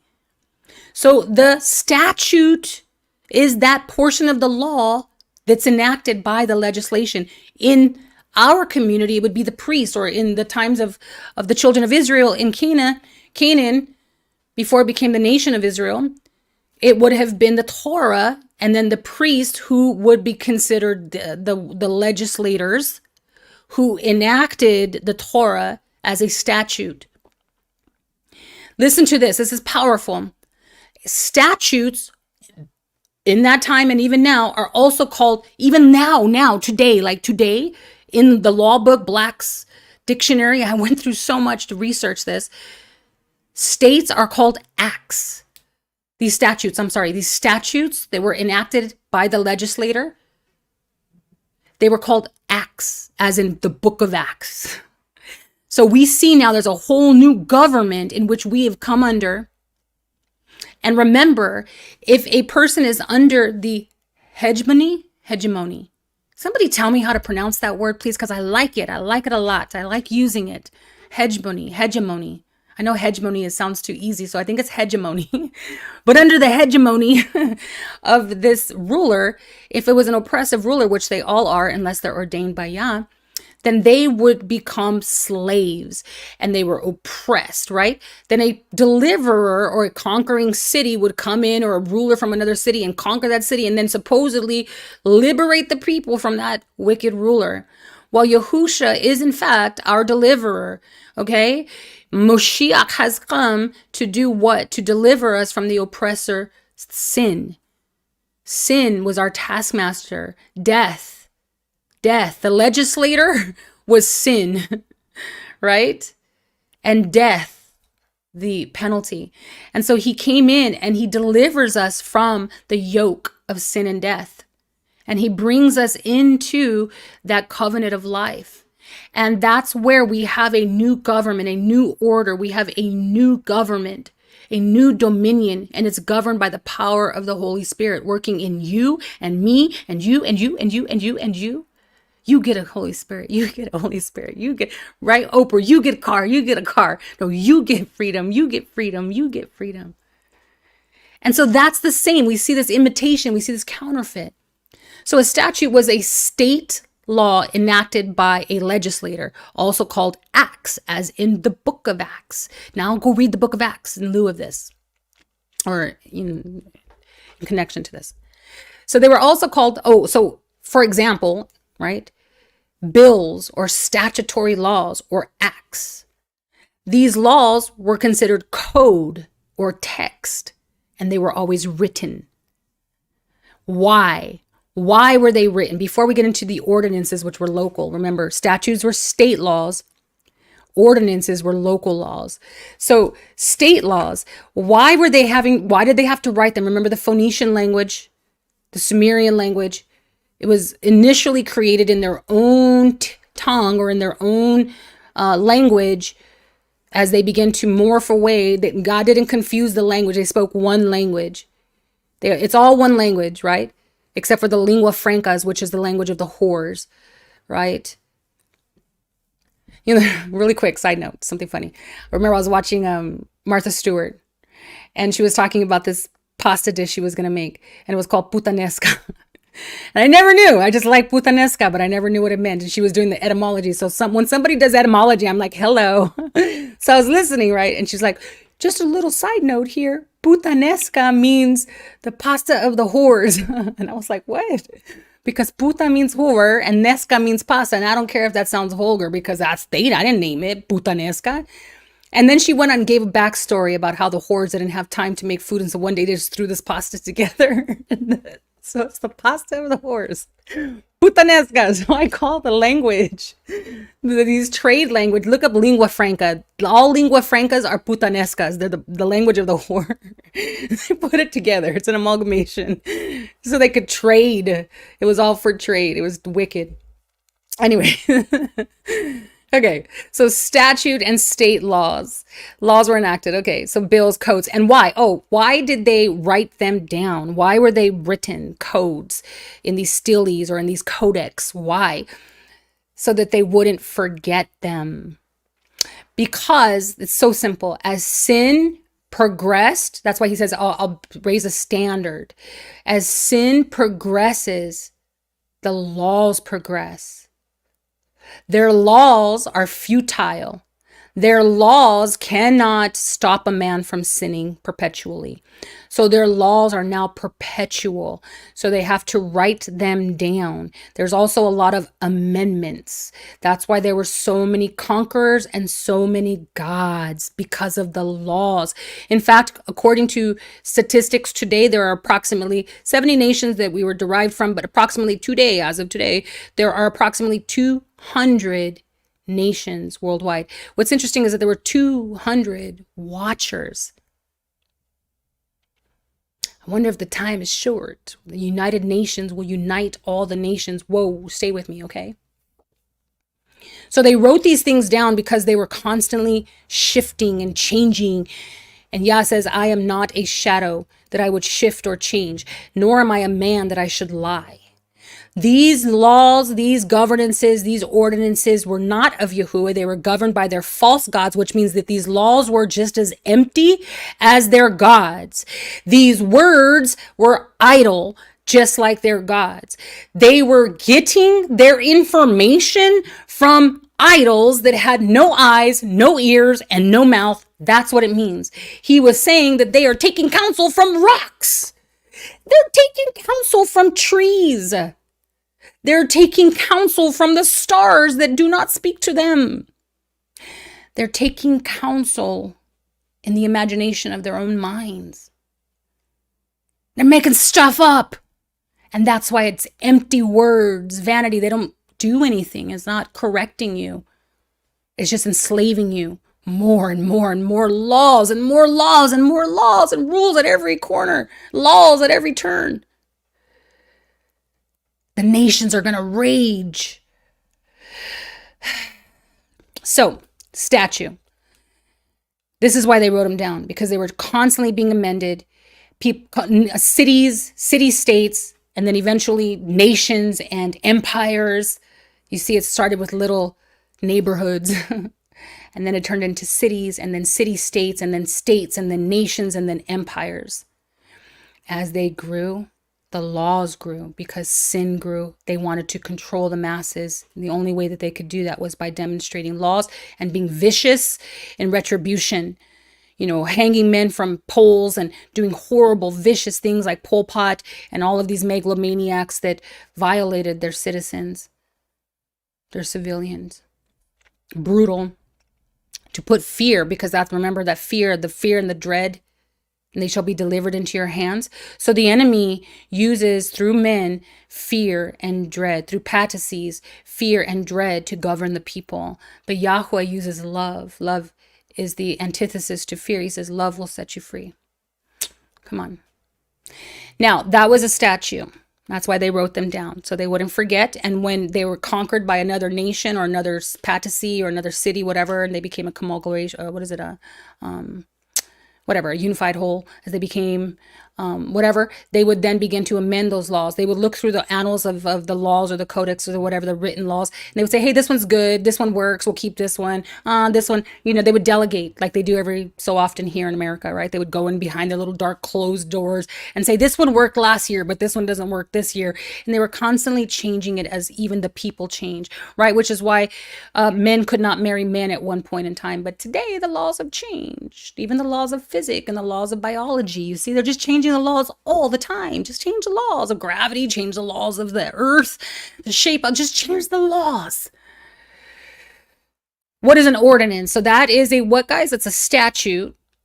It's a state law that was enacted by legislator. And a legislator usually came in the authority of a god, or on behalf of the god or behalf of the country, nation, or city. And an ordinance. What was an ordinance? An ordinance was a local authoritative. This is important because this is where we get what were the gods that were local gods? Okay, I don't know, it's in here somewhere, but I'll bring it back to this. So an ordinance was a local authoritative rule or law within your borders or your region, right? It was usually in the form of a decree or a command, and it was given as a public injunction, some form of regulation, like don't eat blood, strangled, or don't eat pigs. This would be considered a ordinance, a public injunction, a regulation. It was usually given by the city ordinance, and the cities is where they would create these ordinances as acting as authoritative rules. They would create these decrees or commands in the cities, in the local, and after a while they would spread out over the region. They were enforced by judges, and when these local ordinances were violated, you would be taken to the judge, the municipality or the municipal court, in order to be arraigned or to be sentenced or to be heard. And then is when you would receive either penalty or payment or whatever the case, or liberated, or your case would be heard. So the judges were elected, always elected within these cities, and these judgments would apply only to local jurisdictions versus state. Okay, the state did not have to adhere. And again, this is Babylonia. So the state did not have to adhere to the local jurisdictions. So there was just like today, there was just a constant house divided cannot stand, right? All right. Another definition. Antinomianism. Antinomianism, nomia means law, and anti means against the law. So instead of saying Antichrist, why don't we say the antinomianism of the Antichrist, right? The not authority. Antichrist, now you get it, right? Because Antichrist means not anointed. He's not ordained as a judge or a king. He's neither. He's not a priest or a king or a judge. He's self-appointed. Not through secession either, but through nepotism. He's a nepo baby, and he's received his right to rule by a rock, by his god Inanna, who doesn't exist. Okay, nobody gave him that power. Nothing. He's invisible. He's a tohu vabohu. He's confused, and therefore he confuses the people. He's lawless. He really is lawless, even though he applies all these laws and he makes up all these laws and the jurisdictions of men and these ordinances and these judgments, but they're empty. It's lawless. If the law of Yahuah is righteousness and it leads to right ruling, but if the law has no life or substance in it, which is why Yahushua brings the Spirit to bring to us that liberty, then that means that all laws are empty. All these laws that man make, they do not truly govern the man. They're not going to lead you to him. They're not going to lead you to the Creator. They're not going to lead you to salvation. They're not going to deliver you from oppression. They're going to deliver you from sin. No matter how many times you don't run a red light, that is not going to deliver you from sin. Okay? Paying your fines and your taxes and your registration, because we own nothing here. Right? So antinomianism is actually what the Antichrist is doing. He's lawless. He's against the law of Yahuah. That's what Nimrod represented on the earth at that time. In the face of Yahuah, he was a hunter and he was a gabor. He was a legislator, a ruler on the earth. And he started what was known now as the laws of men, the government. So now we are told prior to the injunction, I'm going to use legal terms, made between Yahuah and Noah in Genesis 9:1 and his seed, that wickedness of man was great in the earth, and that every imagination of the thoughts of his heart was evil continuously. Why? It's because there was no law governing. This is what Paul was talking about. When there was no law, I didn't know that I was sinning, but now that there's a law, I know that I'm sinning, and it's too great. He was like, but if I didn't know, nobody brought it to my attention. I didn't know that stealing was a sin, so I wasn't sinning. There was no law given. So there was wickedness without the law. There was imaginations, people making stuff up. And it says that the thoughts of their heart were constantly evil. There was no regulations. There was nothing to regulate them. There was nothing to stop them from giving in to their own, impulses, like Cain that turned and killed his brother. Death had never been experienced before. Murder wasn't a thing. It came into his mind. He imagined that taking a stone and smacking his brother's head and did he know that he was going to die? Probably not. Like he just was like, gave into his own imagination to wipe him out. This is how the enemy works, in the imaginations, in the void, in the abyss, in the that which is not seen, right? He works in that realm, in the tohu, in the confusion. So watch this. So now I'm just going to say this right here, right now. I have the book of Jubilees, and I'm telling you, I read a bunch of books these last couple of days. My poor brain, but I did read the book of Jubilees, specifically chapter 10 and chapter 11, and didn't read the whole thing. But I will say that I cannot, and I will not at this point in time, testify in regard to the authenticity of the book of Jubilees. There are a lot of inconsistencies, as there is in Enoch, but that is a language issue. As you can see, the language is what confuses people. Language is actually the demarcation or the divider that keeps men from being unified, which is why the language of the Ruach, or the language of the Ruach, is truth. And all of us who are in spirit and in truth are unified. We're echad because our Elohim is echad. We can hear each other. We can understand each other. right? It's not hard. Those who are outside, they're like, what is she saying? What is this? That's too much. I'm reading the Bible. It doesn't make sense. I'm so confused. We have to determine, are we still being led or being governed or led by the voice of the enemy, the voice of emptiness, or the voice of reason, that still small voice. So I cannot authenticate. I'm not going to authenticate anything. I'm just saying I cannot say that the book of Jubilees or the book of Enoch or any other book or even the Bible and all the good stuff. Like, I don't know, but I know. Remember what they told Yahushua was like, what about you guys? You guys going to follow me? He's like, we don't know what the heck. This is what they said to him when they fed the 5,000. He went onto the ocean and came back. They said, we don't know what the heck you're saying, but we know your words are life. So we're going to follow you. And some of the times I say to the Father, like, I don't know what this is saying, but I know it's life. I've tasted and seen. I know what life tastes like. It's not bitter. So, but I will say that it's interesting because when I got this revelation and came to this conclusion, it was a revelation. It was a revelation that the men who were doing what they were doing in Genesis chapter 9, verse 1, when the watchers came down and when they were doing what they were doing, that they were actually trying to create back then Gibors. They were trying to create, because that's the word Gibor that's used there for these men of renown or these champions or mighty men, that they were trying to create men to raise them up to govern the people, to actually create order, not chaos, that they were actually trying to do what that was being done in heaven, right? Which was this echelon, this power, this domain, but to establish their seats or their government here on earth through the principality of man, through the principle of man, because man was the ruler of creation, right? He was given the right to rule over all of creation, or not all of creation, but the beasts of the field. And so I believe that because there was no laws enacted, specifically all of the laws of the land, men were left to their own imaginations. And because they had their imaginations open, these watchers were then able, being spirits, to influence. Remember, the Holy Spirit was given to man as a counselor to correct, to rebuke, to lead, to guide, to give wise counsel, to wisdom, to be a right judge, to be a judge on the earth, to be a right ruler, to do right, to know the difference between good and evil, to know these things. The Ruach has been given to man.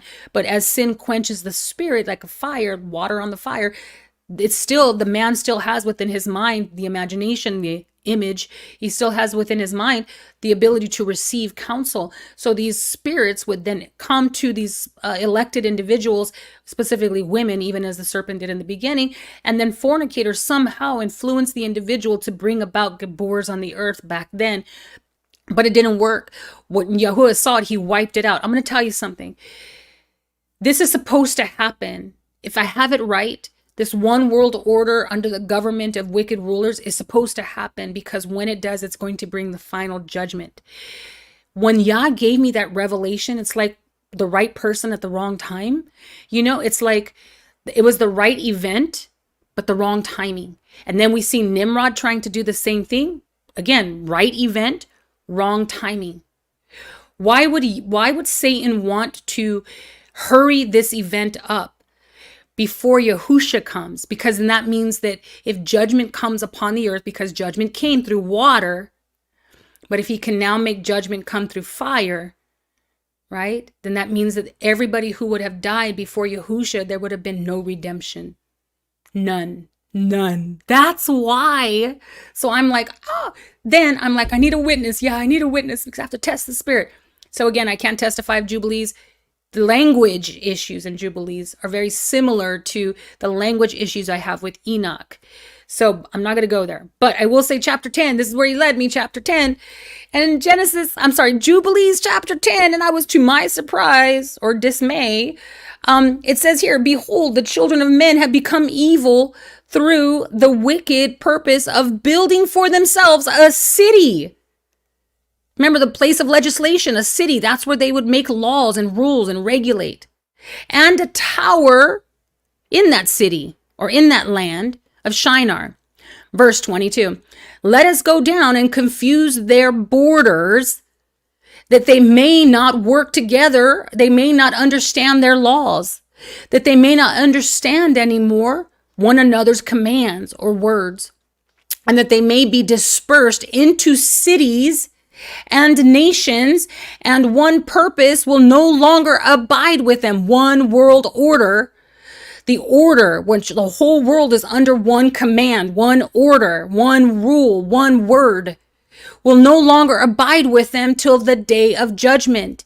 Chapter 11, verse 2, and the sons of Noah began to war against one another, to take captive and to slay one another and to shed the blood of men on the earth, and to eat blood and to build strong cities and walls and towers. And individuals begin to exalt themselves above the nation and to found the beginning of kingdoms and to go to war, people against people, and nation against nation, and city against city, and all began to do evil and to acquire arms, weapons, and to teach their sons war, machinations, and they began to capture cities and to sell male and female slaves. Wow. Wow. Wow. When I was like, wow. Wow. This is what was happening. It had nothing to do with him trying to build an actual building up into the heavens. No, it has to do with what Satan said in Isaiah 14:12. Beloved, he says of regarding the downfall, it says downfall of the king of Babylon. Go read it. It's right there. Isaiah 14:11, 12, 13. It says the fall of Babylon, the king. Your pomp has been brought down to the grave, to Sheol, along with the music of your harps. Maggots are your bed and worms your blanket. How you have fallen from heaven, O day star. Helal ben Shakar, you howling one. Son of the dawn, son of the blending. The word dawn, we were looking at the day and the night. Morning and evening, those are dividers.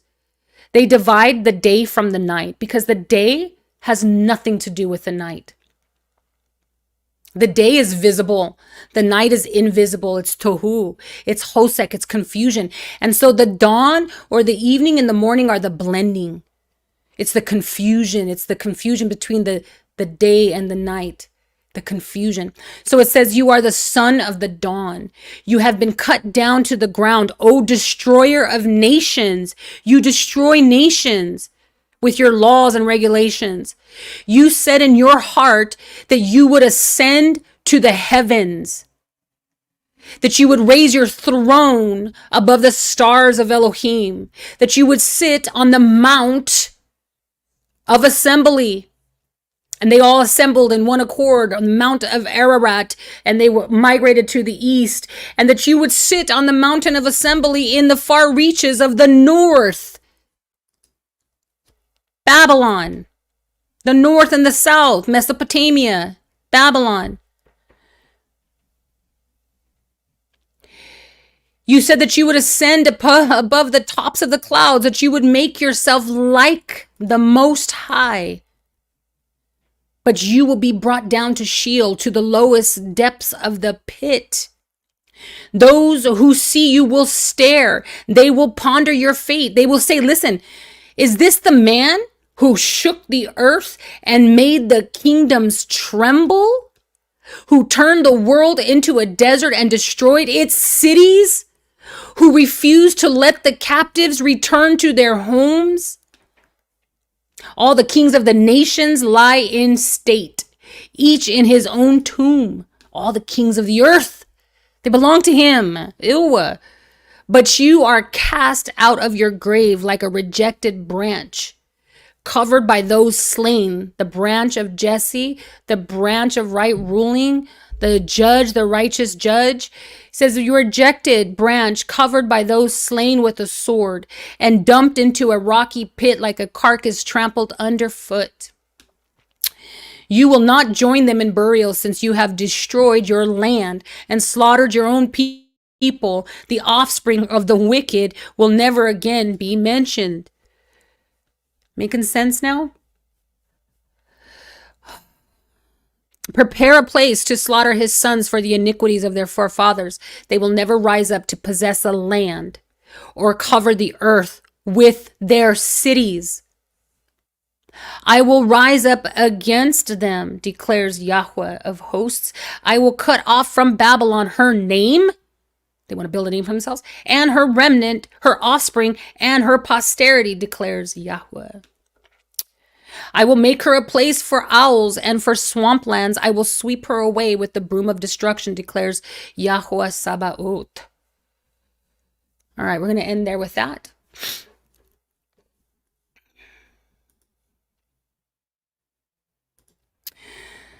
So the law of creation, there was a law from the beginning. That law was simple. Again, be fruitful, multiply, replenish, and rule. Subdue, but rule with me. I'm your king. You're my vassal. You're the weaker vessel. It's like a man who's supposed to be fruitful with his wife. He's supposed to multiply with his wife. He's supposed to replenish his wife, and he's supposed to subdue the weaker vessel. But we see that there is actually equality in the fact that the man and the woman are supposed to work together, not one ruling over the other in a form of oppression, oppressing the woman and her seed, but rather liberating her because of his right ruling, because of the treatment that he gives to her, because he is able to subdue her in love, because love covers. He says, yield, well, in love. Right? He subdues her with love. He subdues her with kindness. He's merciful and compassionate towards her. And therefore she's fruitful and she multiplies and advances her king.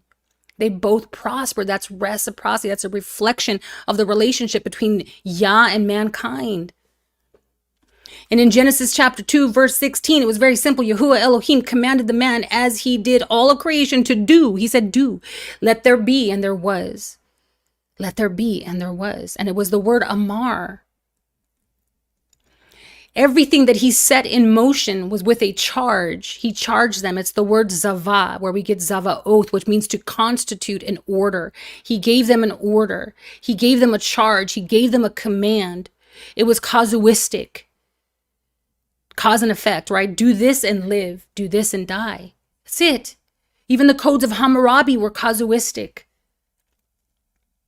All of creation is under the command of Yahuwah according to Psalm 33:9 and Psalm 148:5. Genesis chapter 4, verse 7 of Cain, it says, if you do well, will you not be accepted? The word do well is yatab, and it means it's an idiomatic expression that's used with, it's often used as an idiomatic expression with the heart or the will. To desire to do what is right. Speaking of morality in Psalm 36:3, Psalm 119:68, he says to him, it's in your heart to do right. Do it. Just do the right thing. Let's go give me your best. Go find it in you. Go find it in you to do right. I'm watching. I'll accept it. I'll accept what is right.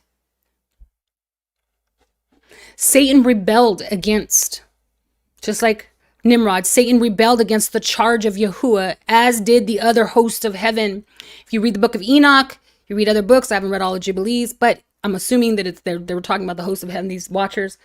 But they rebelled against their course or their nature. They said, oh, you want me to rise in the morning? No, thank you. I'm going to rise in the evening. I'm going to be a moon in the evening. I'm going to do what I will. I'm going to do my own will. Aleister Crowley, right? Dilemma. Do as you will. Why is he not in the room? Okay, hold on, y'all.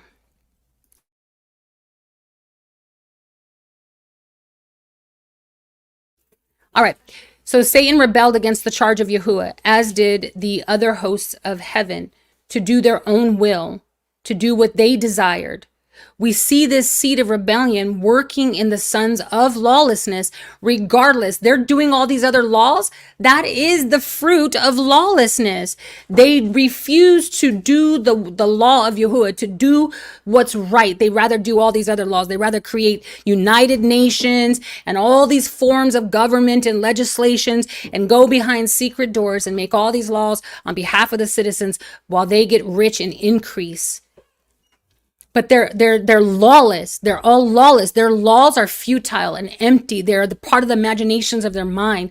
That's why if you look at these places in which they conduct their business, they're just filled with the images of other gods, right? False gods, Athena and Hermes and all their gods that they ascribe their authority. That's what they're doing, right? In the Capitol, they're saying that, George Washington, that he was ordained by whom?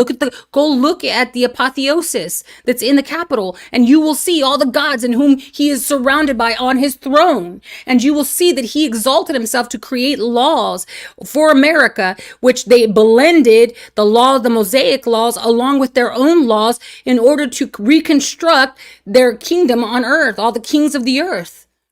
And you'll see Venus, who is not Yahusha, not the morning sun or star or whatever, but you will see that they're false gods from the heavens, these watchers, these fallen ones, the legions or the armies of Satan that he took with him, 1/3, the council or the echelon of heaven, and they ministered to these men from the imaginations of their minds or the machinations of their mind, giving them the illusion of grandiose or pomp or, great works and feats, and wrote their names down in books, and they became historical figures for throughout all time, embedded in time to live forever in the minds of men, so long as they're spoken about, so long as their books are read, so long as history doesn't change.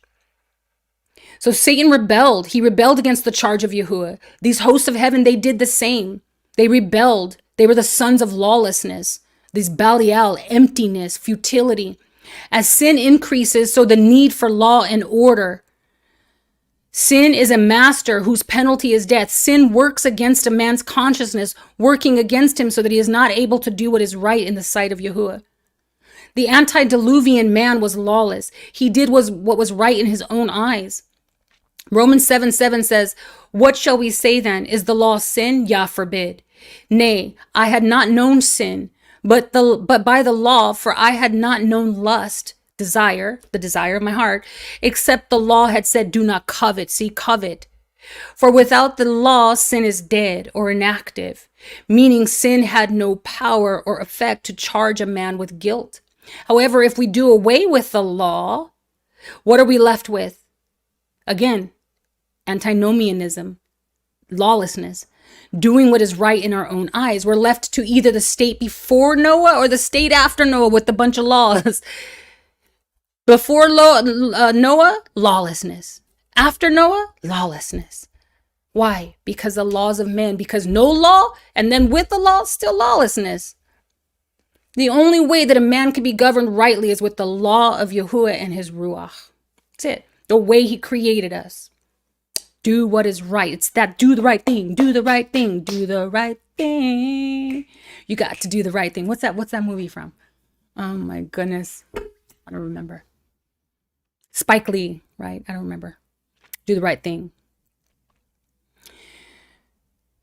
Yahusha satisfied the law perfectly. The law of liberty, the law of life, right? He satisfied it. The law demanded justice. It demanded a penalty. It demanded equity. A life for a life, right? Lex talionis. A life for a life. An eye for an eye. A tooth for a tooth. And he said here, your demand is satisfied. Life for a life. An eye for an eye. A tooth for a tooth. And because he did that, which was basically from the beginning, watch this. This is powerful.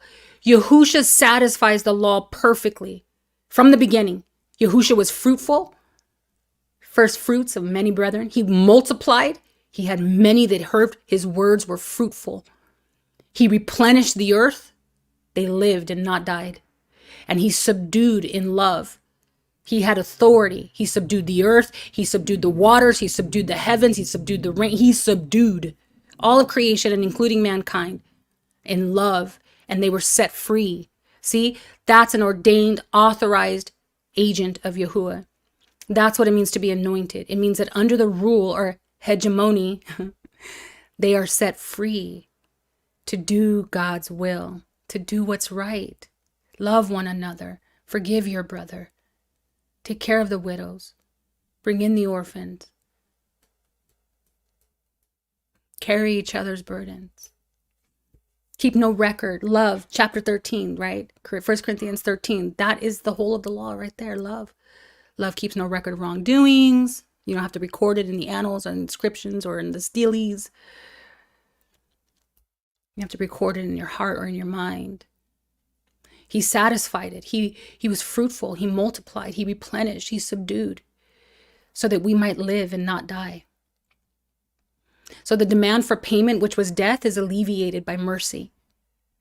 Forgive them, Father, he says, for they know not what they do. Jonah chapter 4, verse 11, of Nineveh, the Assyrians, who was from the line of Shem, it says they could not discern. Watch this, y'all. They could not discern their right hand from their left. And in Ecclesiastes chapter 10, verse 2, it says, a wise man's heart inclines him to the right, but a fool's heart to the left.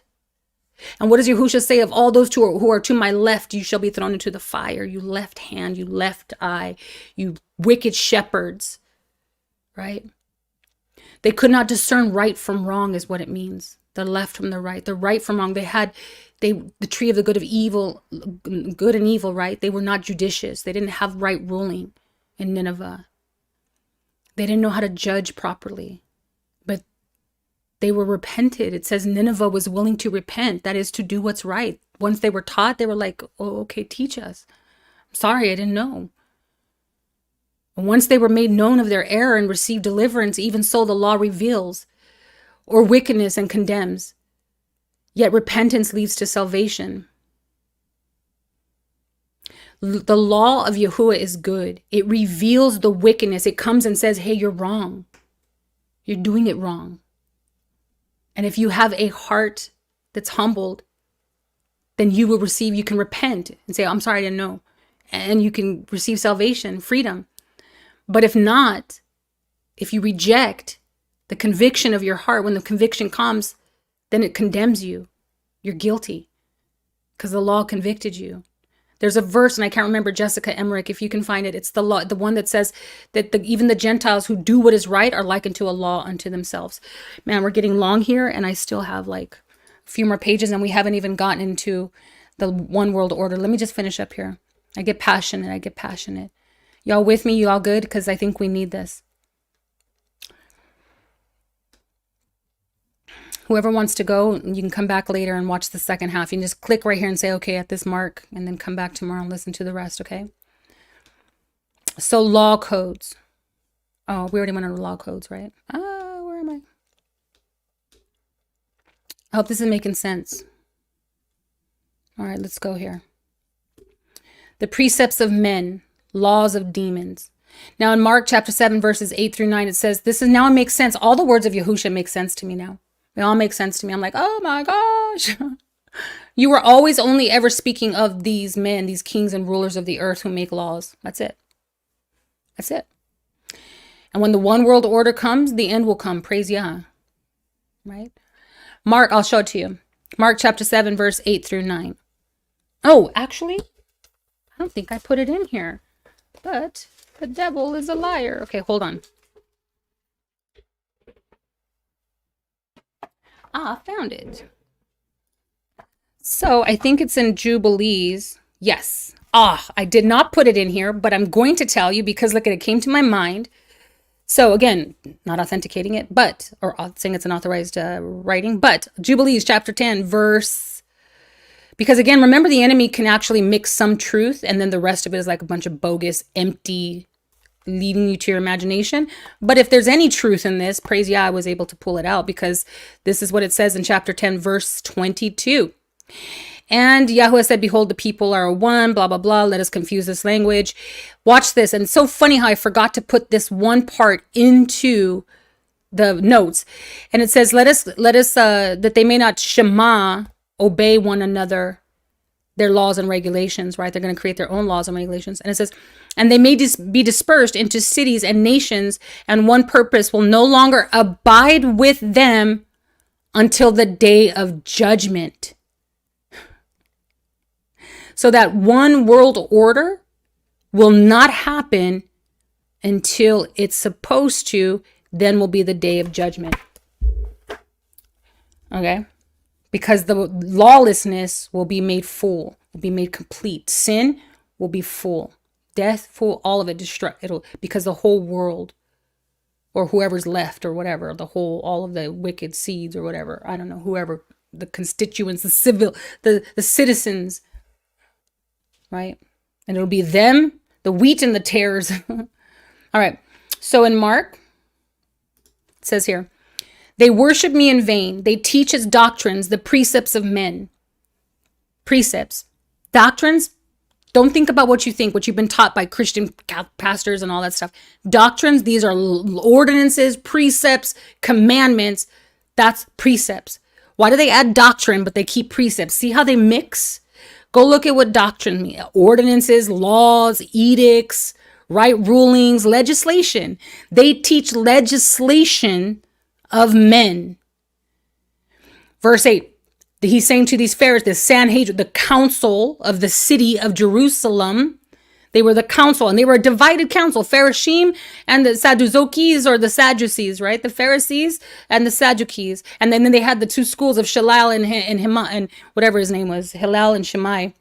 And they were all divided. How could they stand?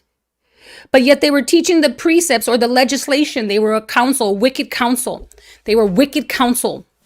And they were saying that they were ascribing their counsel to Moses or to the El of Abraham, but they were liars and the father of it and the seed of it. It says, you have disregarded the commands of Elohim, not the law, the commands of Elohim, in order to keep the traditions of men. He went on to say, you neatly set aside the command, the word of Yahuah, be fruitful, multiply, replenish, subdue in love. Do not kill, do not steal, do not covet, do not worship rocks. But you neatly set aside the command of Elohim to maintain your own legislations, your own rules. Hammurabi was the sixth known ruler of the first Amorite dynasty of Babylon. In Chronicles 1:10, Assyria and Mesopotamia. In Micah 5:6, it says that he ruled from 1792 to 1750. So all this is happening about 2000 BCE. The question I answered, I believe, is Nimrod Gilgamesh of Uruk, or of the Chaldees, in which Abraham came out of. Now remember, Abraham was under all this. He saw all this going on. He saw what they were doing. So when Yahuwah said to Abraham, come out of all of this lawlessness, and he revealed himself to Abraham, he said, there's only one. They have a pantheon of gods because they have a pantheon of leaders and a pantheon of laws, but there's only one. There's one El. There's one law. For Jew and for Gentile, homeborn and native and alien. There's only one. And he was like, I'll take it. He's like, do this and live, do that and die. Okay. It proved to be the hardest thing he would ever do. This one thing. Live. Live, obey. Obey is synonymous with live. Write it. Obey, live. So Hammurabi. So there were these ancient tablets that were uncovered that claimed, watch this, to be divinely installed. They claimed to be divinely installed as a vassal for their gods. So these tablets that they uncovered, which were the codes of Hammurabi, in them there was a claim that Hammurabi was divinely installed as a vassal for his gods. I'm going to give this to you because I want you to flourish. Do your own studying. I didn't give you all the information. Otherwise, we'd be here as a whole book. There were several codes that were influential, and they impacted or formed or shaped the cities of Babylon, Mesopotamia, Shinar, Acadia, Sumeria, even Canaan. But these laws, there were three major laws. The first law was a law code of Namu under King Manu, or his son. It was written by either King Manu or his son Shulgi. There was also, that was 2100 to 2050. Then there was the law code of Ukajina under King Urukagina of the city-states of Lagash before it was conquered, and Gursu in Mesopotamia, this king was the last ruler of the first dynasty of Lagash. There was also the law code of Hammurabi, written in Akkadian. Remember that Semitic language. And it's interesting because I have the book of the codes of Hammurabi, and they're very, very, very similar to the Torah that's given to Abraham way later. But again, why? Because this is a Semite.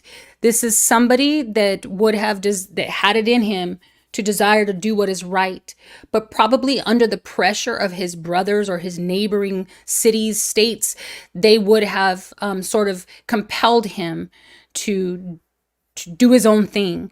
But he probably was striving, he was probably striving to do what is right. Hammurabi, it actually says, again, being the sixth king of the first dynasty, in his prologue, again, Hammurabi claims to have been granted his rule by the gods in order to prevent the strong from, this is what he wrote. This was like his epitaph. He says, my aim is to prevent the strong from oppressing the weak. Okay? Now, eventually, under his rule, Babylon would become the capital, and they would flourish for a long period of time. This is a Shemite. This is somebody from the line of Shem. Okay? Hammurabi. And he did his best, but he, again, was a corrupt leader because he was influenced by the politics, the poly meaning many ticks, no, the politics or the polyarchs of his time, the pressure to fit in, the pressure to become like them rather than to become like Yahuwah. So it took a lot of gusto. It took a lot of moxie for Abraham to come out from all of his brothers and to separate himself or set himself apart, to become peculiar among an entire world that was all, unified in their front, and they all did the things the same and ruled the same and looked the same and acted the same. And he was over here saying, I'm gonna do different because my L is different. And again, that's what it meant for Israel to be set apart, not to be better than, but to show who was who, a dividing line.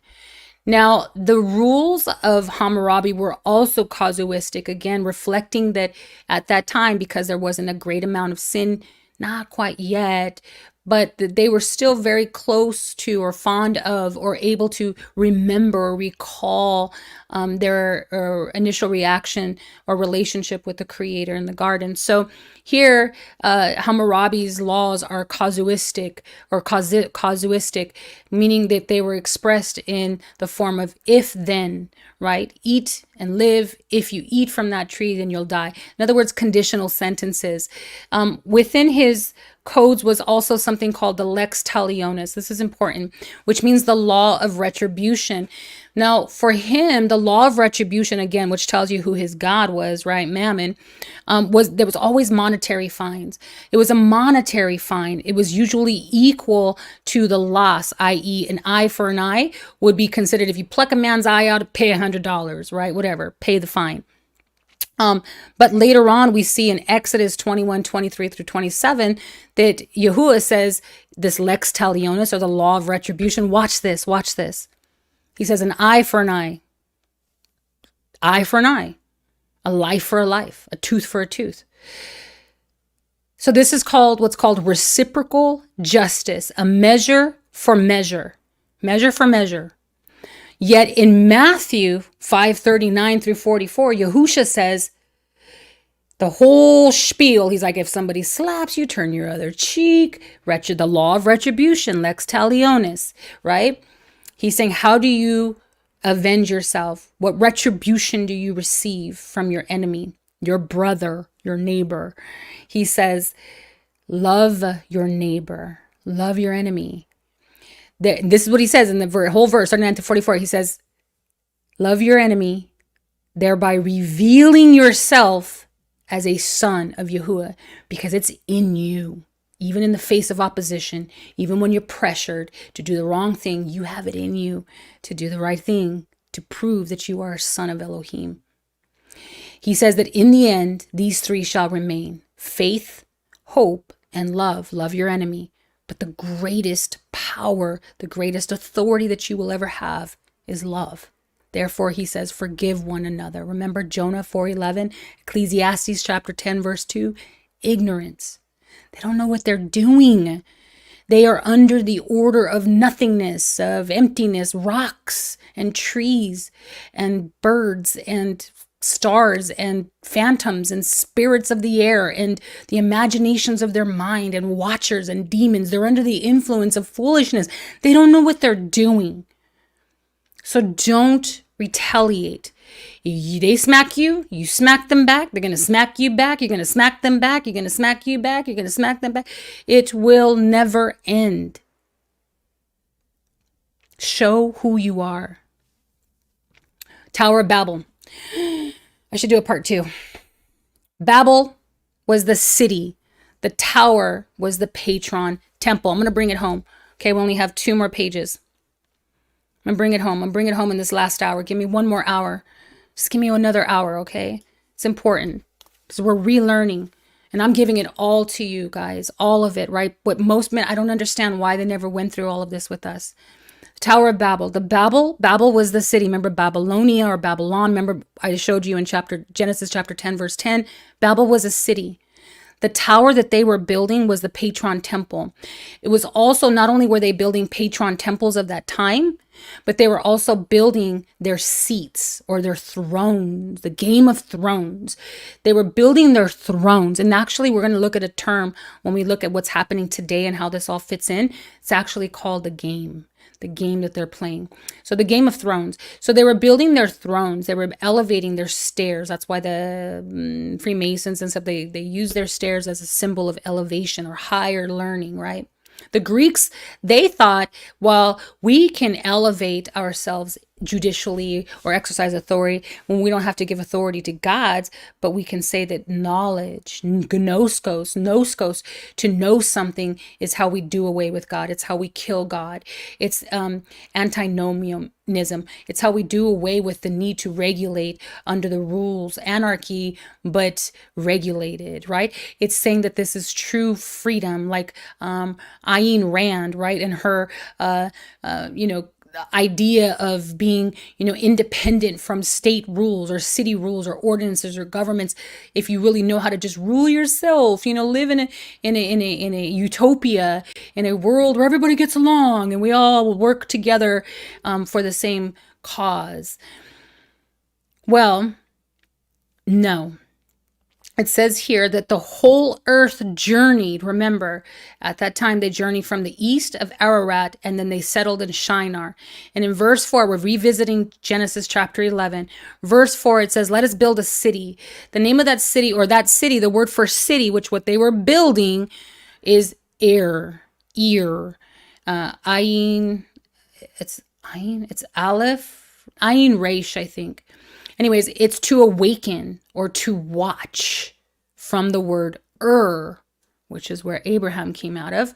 But look at this. It means to open the eyes. That's what the word city means there in Genesis chapter 11, verse 4. It is the word to awaken, to watch, like the watchers, from the word meaning to open the eyes. And what happened with Hawa? Her eyes were open, right? And it also, the word tower is the word migdal. Migdal is a central defense in the center of the city. That can also mean a structure to stand on or to address a crowd. In the modern English, it would be a pulpit. So interesting, because this place that they were building in Babel, the city, was a place that they called the eye. The eye. And then they were creating a structure in the center of the eye in order to regulate or address the crowd. A pulpit. And so what's interesting is I went back to Genesis in my mind and I thought, the serpent came with his dual tongue, his split tongue, and he stood against the law of Yahuah, creating his own law. He came and he perverted the truth, and he told the woman that you do as you will, do what you want. Yah knows he's lying to you. Anyhow, was one of the world's first true cities. Again, later today, called part of, because there's the whole cradle of civilization or the Fertile Crescent. It's a huge region. I want you guys to research it. Look up a map, Google it. They make it very limited for you purposefully, but it's called the cradle of civilization or the Fertile Crescent. It was a part of the Euphrates River and the Tigris River. These two rivers are what made that region extremely fertile. Cities were urban centers of commerce and administration. I'm summing it up because we're going to close soon. Cities were urban centers of commerce and administration with systems of laws and regulations, codes of ethics and morals, known today as government. The city of David and Jerusalem are these cities or places or hubs in which the law of Yahuah goes forth. It's where the law of life and liberty and freedom for all, right? It's the New Jerusalem, the city that comes down to govern from that place. Now, the book of Revelation, now it makes sense. I know a lot of you are on the East Coast. It's like, it's 11 o'clock. Come back tomorrow. So now this makes sense, right? Regarding the book of Revelation and the city that comes down and those who will govern and the kings of the earth that come to pay homage. Like, it's all making sense to me now. This was all missing. So remember, what is a city? An urban center of commerce and administration with systems of laws and regulations, codes of ethics and codes of morals. The only one that matters to Yah is the city of David, Jerusalem, and Zion, Mount Zion. Remember, it said that this Hillel ben Shachar, that he's going to create a city and he's going to dwell on the mount of the assemblies of the congregation. Hello. So we have the city of David or Jerusalem, and then we have the Mount of Zion. See that? The counterfeit. Now, these cities were also a place of rule, or called capitals. Capitals were a place where people ruled. These places were fortified in order to resist invasion. For example, Hezekiah did this. He did fortify the capital, Jerusalem, in order to prevent the sacking. Now, Lewis Wirth, W-I-R-T-H, identifies cities as large, dense settlements with social heterogeneity, i.e. diverse communities, different peoples, who dwell together for common purpose under laws observed by all, which is why I praise Yah that I never ever got caught up with all these Hebrew rooters and stuff that don't know what the heck they're talking about. It's like, oh, law of the Sabbath, can you cook on the Sabbath? Really? What? But yeah, you can't do the right thing, brother. You just divorced a woman with 6 babies. You divorced your wife with 6 babies, went while you were still married, living with another little girl that's like 20 years old, right? And didn't tell the public, and yet you're still teaching. Like, come on, let's just be real. You were already communicating with how many women, and you left your wife with 6 children, 5, whatever, and a baby under the age of 2 because she wouldn't keep the Sabbath with you. I wonder why. But it says right here that they would create these communities of people to come together for a common cause under these laws. The Antinomianism, these liars, and they're taking the Torah and twisting it and perverting it, and they're taking advantage of women and men and people and saying, hey, let's build a community together. We'll live under the Torah. Yeah, under who? Under who's gonna be the administrator, who's gonna be the legislator? You and your cabinet? You guys can't even do the right thing? No, thank you. I'm so glad I never got caught up in all those little cities, little communities. Proverbs 14:12. And yes, I'm a little bitter about it. I'm bitter about much, but I'm bitter about that whole thing I came out of. It's just, ugh. Okay, moving on. Proverbs 14, chapter 12 through 16. We're going to conclude in just a minute. It says, there is a way which seems right unto a man, but the end thereof are the ways of death. Verse 4 says, in Genesis chapter 11, verse 4. What do they say? They say, let us make our mark. That word is Shem. It means a name or a memorial, right? Let us mark. Let us make our mark in one accord versus being scattered. They said, oh, unless we're scattered. See, that was the fear, is that they would be confused and that the law of Satan, the lawless one, the law of Satan would not be able to come together, in which one rule, one people, one law under God, under the God of destruction, under the God of Apollo or Abaddon. See, Satan wanted to be like the Most High and create a throne, a seat of legislation, of laws and rules, and govern mankind and show God that man could do good without him, that they could do right by one another without him. This is Satan's goal from the beginning, the scheme, that man could do good by one another without God's help. We don't need your help. But he knows his time is short, so he was like, hurry up, let's do this thing before we're scattered. If we could just get it done quickly, hurry up. But Yahuwah's like, what are they doing? Everything you do is before me. It's ever before me. I could see you. Silly Willy, I laugh. That's what it says. It says that Yah laughs. Oh, I could see you. There's nowhere you could go, even if you make your bed in Sheol. Behold, I am there. If you ascend into the heavens, behold, I am there.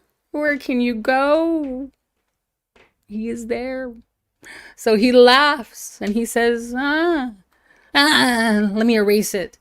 Let me create a bunch of borders. Let me just create this. You guys won't even understand. Is this my line or is that your line? You stay on your line. I'm going to stay on my line. Well, I'm going to make a rule for what happens if you step on my line. Well, I'll make a rule too. And if you violate my rule, then I'm going to beat you up. And when you beat me up, I'm going to get my 5 people who beat you up. And you know what? I'm going to make a weapon in case you come to my house and try to steal my land. I'm going to make a weapon. And if you come on my land, I'm going to spear you. Oh yeah. Well, I'm going to make guns. If you make guns, well, you know what? That's not working. I'm going to create coins and money and currency. And I'm going to travel and I'm going to become powerful. Did you know that the Phoenicians, they actually dominated, and it wasn't because of bloodletting and war. They dominated through trade because they were like, we don't want to die. Oh, death, we don't know what happens. No, thank you. They were like, let's become great with mammon. We're going to serve the patron god. That's what it is, patron god. Thank you. Patron gods were like the little neighborhood gods, like the gods that dwelled in your house, that were like supposed to be familiar gods, like the god of love and the god of prosperity and fortune, like Buddha and luck. These were all the patron gods that they were like, yeah, you can have a personal relationship. That's what patron means, personal. You can have a personal relationship with your god. Sure. So anybody could choose their patron gods and say they govern their houses with these Christmas trees and patron gods.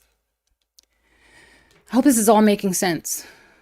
So it says, let us make our mark, our name, our memorial in one accord versus being scattered, because Satan was working. He was working. He was trying to establish his throne there in Babel. He was like, there's only a few people. There's only 3 people. There's only 6 people, 7 people.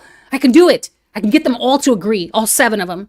And if I can get all 7 to agree and we come in one order and I could create the laws, like, hurry up, let's migrate. But then guess what? That's why Yahuwah set in motion to Noah, be fruitful and multiply. Be fruitful. It says that even the animals, boom, boom, boom, boom, boom. All the people, boom, boom, boom, boom, boom. There's popping out babies. Why? So Satan's plan foiled again. Foiled again.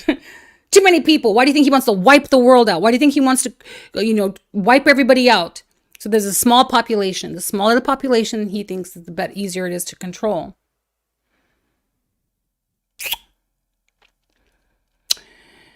Whew. All right, let's close. Come on, I'm like pushing through the midnight oil here. Give me some water. Praise you. I'm having a good time. You having a good time? He says, I'll use the foolish things to confound the wise. I'm one of the foolish things, by the way. I'm a female. Hey, you know what? Yah honors me. He loves me. He loves me. Obviously, look, he loves me. Praise Yah, he loves me. But I'm one of the foolish things. One of the foolish things that he's using to confound the wise, to confound the wicked, to confuse them and say, how? How does she go through everything she went through? How does she know all these things? How is she doing it? You tell me, because my L blows my mind.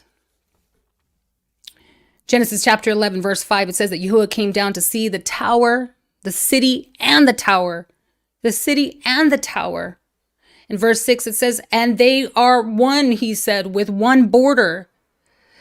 This border, this coming together in one border somehow affects, listen, this is important, somehow affects the possibility of the imagination. Because then he says, because they are of one border, they're one and they're all in agreement, therefore their imaginations will have no limits. That's why Satan wants this one world order, because when everybody comes together in one accord, then he can move in the imaginations of the minds and he can elevate himself. He can sit on his throne in the minds of men. So having this one border somehow leads to their imaginations being limitless. And he wants the imagination. He wants your fantasy realm. He wants your imaginations. Verse 7, Genesis chapter 11, verse 7, it says that he confound their language. He mixed their borders. It alludes to a dialect that they already had a dialect. They were all of one language. They had a specific dialect. But now he's changing it all. When he changed the borders and he delineated limitations or borders, then what happened was they began to create laws within their borders and to determine who was who, so that aliens or neighboring cities couldn't enter into their borders and prosper. So for example, let's say that somebody from and then somebody from Acadia, maybe Acadia committed a murder over there. He was like, oof, I'm going to run to my brother's neighbor. I'm going to migrate over there, right? And hide. Well, people would do that. They would cross the border, okay? Immigration status. For maybe they would say, hey, it's better over there. They would covet their neighbor. It's better over there. Let's go over there. So they begin to reshift the languages and their law codes and whatnot so that you would absolutely stick out like a foreigner if you couldn't speak the language.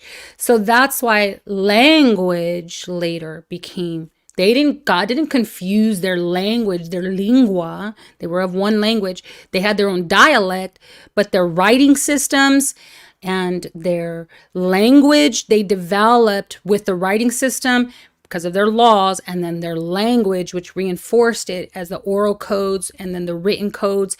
They had orators who would give the oracles or orate the codes, and then they had legal codes that were written. And guess where they would put those legal codes? We're almost done, guys. We have one more page. Guess where they would put those codes? They would put them on the posts or the gates. And people, to remind themselves so they wouldn't violate the codes, they would put them on the doorposts or on their posts so that when you walked into the cities, you would see the laws and know how to, especially if you were a visitor or foreigner, the laws would be written and established. That's what establish means. It means to post up something.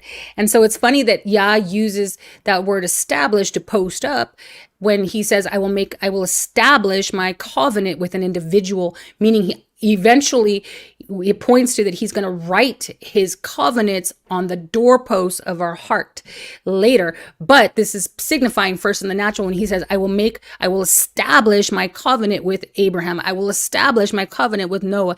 I will establish my covenant with Moses. I will establish my covenant with David. I will establish my covenant. He's saying, I'm going to post up. I'm going to write it. I'm going to post it on you. I'm going to mark you so that whoever comes across you will know that you're going to become a beacon, right? So they would take these laws and legislations and whatever, city codes and ordinances, and they would write them on the walls and on the gates. So when these foreigners would come in, but why would they change their lips and their language and their writing? And throughout time, we see that happens over and over and over again. Dead languages, living languages. Because again, to determine, do you belong here? Do you speak the language? Do you speak English? Do you speak Spanish? You speak Chinese? Get it? So they had different dialects, but the same shapa. They had the same lashan. They have different lashans, but the same shapa. Or it could be vice versa. Also, what I found was that confusion, when he says, let us confuse their borders, mix their borders, confusion also prevented them from understanding what the rules were. Wait, I don't understand. Wait, am I supposed to stop cooking at 6 o'clock, or do I stop cooking at 7:30? Like, I don't understand. Wait, what? I didn't know. Wait, I'm not supposed to throw a U-turn in a public space. Like, wait, what? I don't understand. I don't understand. When you go into the court of law, the judge tells you, blah, blah, blah, blah, blah, wah, wah, wah, wah, wah, wah. Do you understand? When a police officer pulls you over, he says, blah, blah, blah, blah, blah, blah, blah, reading your rights. Do you understand? So they could not shema. They could not say that, yes, I know that this is the law. So that what you're doing by saying I understand is you're saying that if I am willfully violating the law by saying that I understand and I am willfully violating the law, then I will bear the guilt. I will bear the punishment. It's a trap, right? But Shema, Yahuwah wants us to understand. He wants us to understand. He wants us to have wisdom and understanding. He wants us to know what is expected of us. Even if we fail, he says, I see your heart. I know that you desire to do what's right in front of me. Keep going. Keep going. I'll bring you home. But confusion, that's sin leads to confusion. Satan is the author of all these confusing laws. Confusion prevents a man from understanding, and thus coming together in one accord and building Satan's empire on their own behalf. A universe empire, one verse, one word, a universe. Uni means one, verse means word, a universe, an empire, the temple of heaven, right? To reflect as it is in heaven, right? So let it be on earth. There's also a tribute to their gods, which leads to confusion. And we know that Yahuwah is not the author of confusion. So they pay tribute to all of their gods, saying that my God Zeus authorized me as an agent to act as a ruler on the earth, to make sure that man can do right by Zeus. It's the same. It's the one story. Like, I think we could just conclude tonight. Everybody go to bed. Tomorrow we're gone. That would be great. That would be great, because really this is the end. This is the end. This is the end. This is it. This is nothing left to it. Like all of this stuff, I don't know. This is all Satan ever wanted to do, was be a ruler on the earth, to rule mankind like God, so that he could have pomp, so that he can show God that we don't need him. We don't need him. He's obsolete. You're old school, you ancient of days. We don't need you. He's like, yeah, but at least I'm in the day. I'm in the day. YHUH says to the seed of Satan, y'all ready? I want you to see this. YHUH says to the seed of Satan in John chapter 8, 43 and 84. Watch it. Let's go. He says, you do not know my word. One command, live. You do not know my word because you are what? Unable to shema. You're confused. You cannot shema. You can't build the kingdom of Yahuwah. You cannot build the kingdom of Satan because you're confused, because I confused you with all these borders and all these laws. I left you unto yourself. But one word, one command, live, obey. Synonymous. He says, you do not know my word because you are unable to hear my word. We know that faith comes by hearing, hearing by the word. Faith is the eyes being opened. He then delineates that their line. He says, he delineates their line. He delineates their line. He literally is saying, look the difference. He says, I know you belong to your father, the Diablo, the accuser, the mouth, right? The slanderer. And he wants to, and you want to carry out his desires. Remember, do what is right, Cain. Do what is right. The desire of your heart. What's the desire of your heart? There's a desire to do what's right, and there's a desire to do what's wrong. Choose life. Do what's right. He says, but you want to do what your father wants. He's a devil.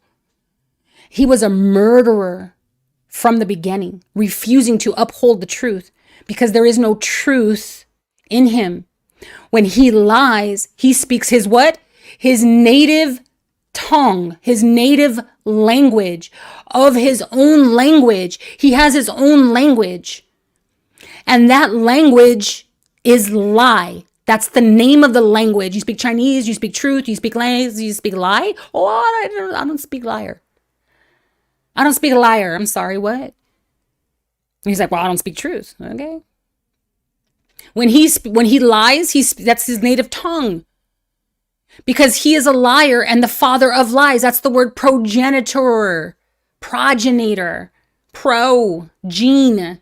The seed is empty. The laws are empty. The words are empty. He says, but because I speak the truth, you do not believe me. He that is of Yahuwah hears Shema, Yahuwah's words. You therefore hate me. Hate them, not because you are not of Yahuwah. Luke chapter 8, verses 11 through 18 says, now the parable is this. The seed is the word. One word. One seed. Live. Obey. It's synonymous. Obey. Live. It's synonymous. It's one word. One verse. One command. Live. Obey. Satan schemes. We just said Satan schemes, but let me sum it up. The Hebrews' conception of Yahuwah was different from the Babylonians' conception of Bel Marduk. Shamash, you do want to stick around for this. I am done, but I want to show you who is now in charge of this fertile crescent, the Balfour, the Zionists, all those who are trying to govern that area, but they are being held back until it's time. They are being held back. Watch this, you guys. This is powerful. Satan schemes. The Hebrews' conception of Yahuwah was different from the Babylonians' conception of Bel Marduk or Shamash, the stars, the moons, or even Ashur, as their gods were only one in a pantheon of many. To the Hebrew, Yahuwah was one. There was no other. This is what set them apart from all other nations. Those who are called Hebrews are those who remember the El of their fathers. They set him before their face. He is forever set before them. They remember the El of their forefathers. For the most part, the people in that region that were developing were polytheistic. Many domains, many dominions means many gods. Remember, they knew from Noah that in order to have the authority to build an ark and avoid total destruction, Noah said, hey, I don't know, God, this dude from the heavens, like he came and talked to me, told me to build an ark, and he said he was going to destroy all the earth with water. Let's go. And the sons were like, yes, daddy. And they all went in and they saw it. And they were like, oof, this God is great. Like this happens. Like my father was ordained for salvation. These people would have known, Shem, Ham, Japheth, they would have known that in order for them to do things like that, they needed to have the authority of a God. So they made gods. And it says here, watch this. They were polytheistic, and more gods, the more domains, the more dominions, the more gods, the more gods, the more laws, the more laws, the more rules, the more rules, the more sin. One of the gods that they worshipped was Anu, which is the god of the heavens, Enlil, the god of the earth, and Enki, the god of the waters. So the heavens and the earth and the waters. Interesting, because the two beasts that come out, they come out of the earth and the water. The Assyrians had their own gods, but they were called chief rulers. Inanna, for example, or Ishtar, was known as the goddess of love or fertility and war, also divine law and political power. She was the goddess of love, a patron god of fertility and love for the household. But for the cities or for the legislators, she was the god of divine law and political power. Originally worshipped in Sumer, she was known by the Akkadian Empire, the Babylonians, and the Assyrians as Ishtar, the queen of heaven. She was a patron god, meaning a personal guardian or spirit that could be engaged with. Satan. Colossians 1:15 through 17. Of Yahusha, it says, he, watch this, is powerful. Thank you for sticking around. This is the conclusion. Check it out now. Who are these powers behind these kings of the earth? It says of Yahusha that he is the image. That word image, we're going to look at it, is representative. He is the legislator. He's the one who represents. Moses was the legislator, the lawgiver, right? He is the image, the representative. They're lying to us. Look at image is the word zalem. It can also, watch this, be an idol or a statue if it is devoid of the ruach or of life. Thus, fallen angels or spirits would inhabit these idols and or inspire men. So the word zalem, which means image, is used in Genesis regarding the condition of the man. When Yah created the man, he said, in our image, in our likeness. That word image is zalem, and it means that he was idle. It's the first time that the word idle means. It meant that he was not animated yet. He didn't have the force of life, the source, the breath of life. So he was just there in the image of something. But he had no life. He had no ruach, no breath. This is what it means to blaspheme the Spirit. Satan has blasphemed the Spirit, acting as though he is the spirit of wisdom, Sophia, right? This false wisdom that leads to destruction. An angel of light enlightening the eyes of men, but actually blinding them with laws and regulations that do not lead to salvation, but lead to eternal death. I was a good man. I'm a good person. Okay. Zalem. Zalem first meant, without life, meant an idol or a statue. Adam was made as an idol. He was idle. He wasn't moving. He was idle, right? Because he was devoid of the ruach. Therefore, when these men would create these false gods in order to authorize themselves, oftentimes, and even currently today, these entities will inhabit a idol or something of some sort, and like actors and singers and whatnot, and convince the individual that they have this authority or this power to do something according to their own will. So these men would erect idols, these ministers, these ministering angels, these ministers of light, these darkness, they would minister to the individual within his fantasy and then appeal to his desires and his lusts for more.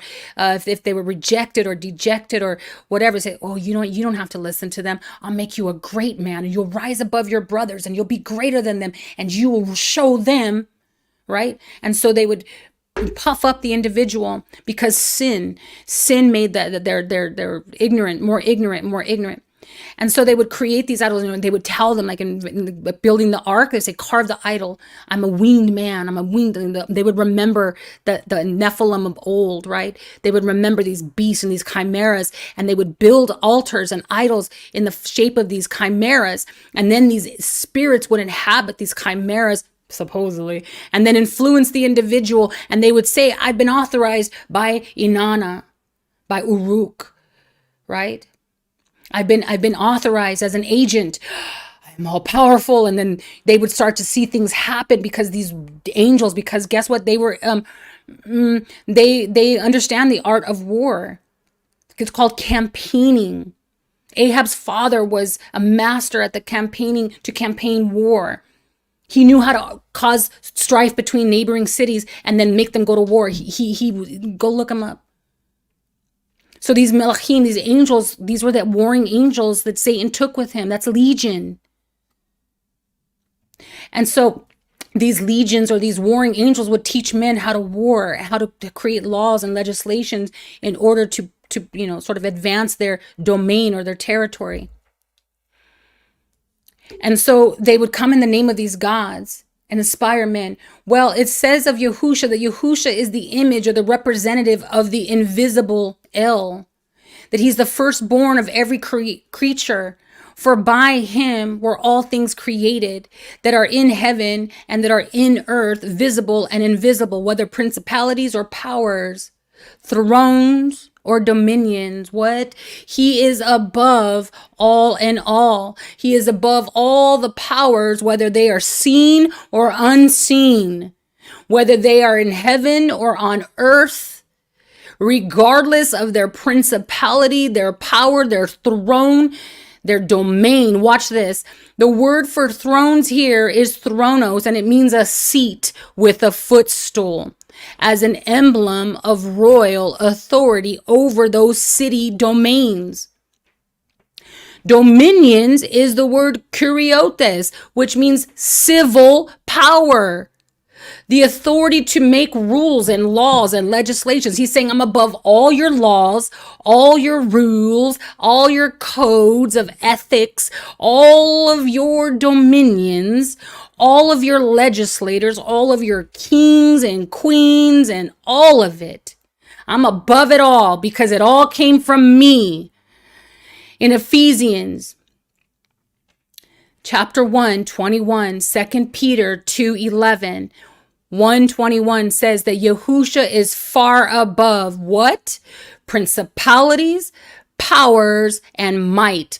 The word principality is arche. Again, all of your chiefs, your heads, your legislators, your establishments, and guess what, Nimrod? Even your beginnings. Oh my goodness. He says, I'm above, far above your powers, your exousia. That word means that which gives you permission to perform. Your angels, your idols, they give you permission to give you power and strength, your money, your resources, your guns, your weapons, your technology. I'm above all your powers. I'm above even your might, which is dunamis. That means intrinsic power that comes from you, your will. I'm against even your own will. Do what you will, and I'll show you in the end whose will wins out. See, he came and he did the will of the Father perfectly. Point, end, period. Done. And all these men of wickedness, they're still striving to do their own will. And then after they accomplish their will, they die, because death is the great equalizer of all mankind. Death is the great equalizer. And it's so funny that all of these wicked rulers, they are fighting so hard to find the key of life, right? The key of the Solomon. Oh, we want to live forever. But yet even Hammurabi said that no man on this earth shall live forever. Not on this earth, not in this domain, not in this realm. New heaven, new earth. They're going to be swallowed up. They're all going to be swallowed up. They're all going to come together in their little collaboration. What is the word called? The collaboration. I can't even say the word. Collaboration. They're going to come together. They're going to be one city-state, one domain. They're going to be one world order. And then they're going to be swallowed up. Swallowed up. Let them. It says here that all things, according to Ephesians 1:21, all things, let's just remind everybody, all things, putting it out there, all things were created by him and for him. That means that everything that's being created, everything that's happened, he's like, what? I created you. Like, you came from me, even though you became corrupt in my hands while I was forming you. You became marred. But I still know you. I know what you're capable of, and I know what you're incapable of. I know your highs and your lows, your ins and your outs, your rising and your sitting. I know your weaknesses and your strengths. I know you. Nothing you do shocks me or surprises me. It's grotesque. It's horrific. And I will charge you and I will deal with you when the time comes. And all those who suffered at your brute force and your hand, I will repay them. I will reward them. All their tears with great joy. All the vexation of mind with peace. I will rule over them, and they shall be my people, and they shall live, and they shall be healed, and they shall thrive in my company. And this will be the reward for their suffering. I will be the reward for their suffering, he says. reminding Satan right now that all things were created by my El, by him and for him. For he is before all things, and by him all things consist. Ephesians 6:12, the devil schemes.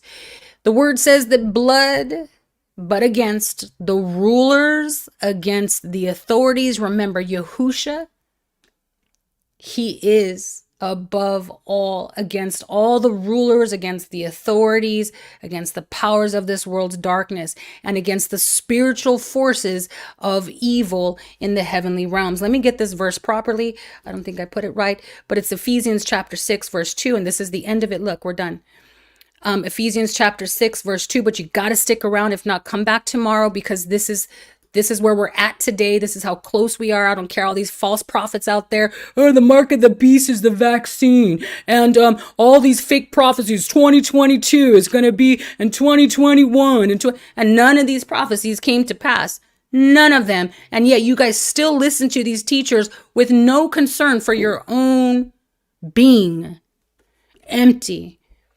Ephesians chapter 6, verse 12 says, for we wrestle not against flesh and blood. There it is. We wrestle not against flesh and blood, but against what? Those principalities, against these powers, these rules, these laws, these legislations, these rulers of the darkness, these emptiness, and these darkness of this world, against spiritual wickedness in what? In high places.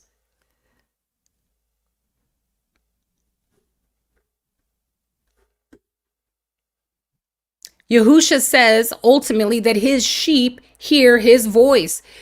Now I want to share something with you before we conclude. That's the last piece, but it's like that. Okay. But let's talk about the one world order real quick. One world order. Let's see what that looks like. And that rim. Let's look at that rim. Okay. Oh no, I think I closed it out. Okay. There we go. One world order. I'm going to let you have these notes because they're really, you can find them out there. It's only one little page. But I do want you to see for yourself how this works, okay? So let's talk about Arthur Balfour, and I summarized it for you. Arthur Balfour and his declaration, research it, okay? Arthur Balfour and his declaration. He wrote a declaration also known as the Balfour Declaration. He was Britain's foreign secretary. Now we're talking about powers, principalities, rulers, thrones, all the things, right? We see now that they're just basically men in cities, men who create laws and rules that are antinomian, right? They're against the law of God. They're lawless. They're all the sons of lawlessness. And what do? They oppress people and they cause people to sin even more. So Arthur Balfour, he was Britain's foreign secretary. Now, with the collapse of the Ottoman Empire during World War I, Britain took over Palestine, which they coined Palestine. They said, we're going to call this Palestine. They knew what they were doing.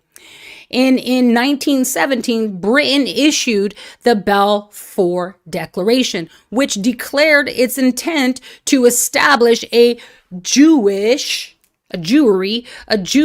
homeland in Palestine. He wrote a letter to the Rothschilds. This letter was that declaration on behalf of Britain.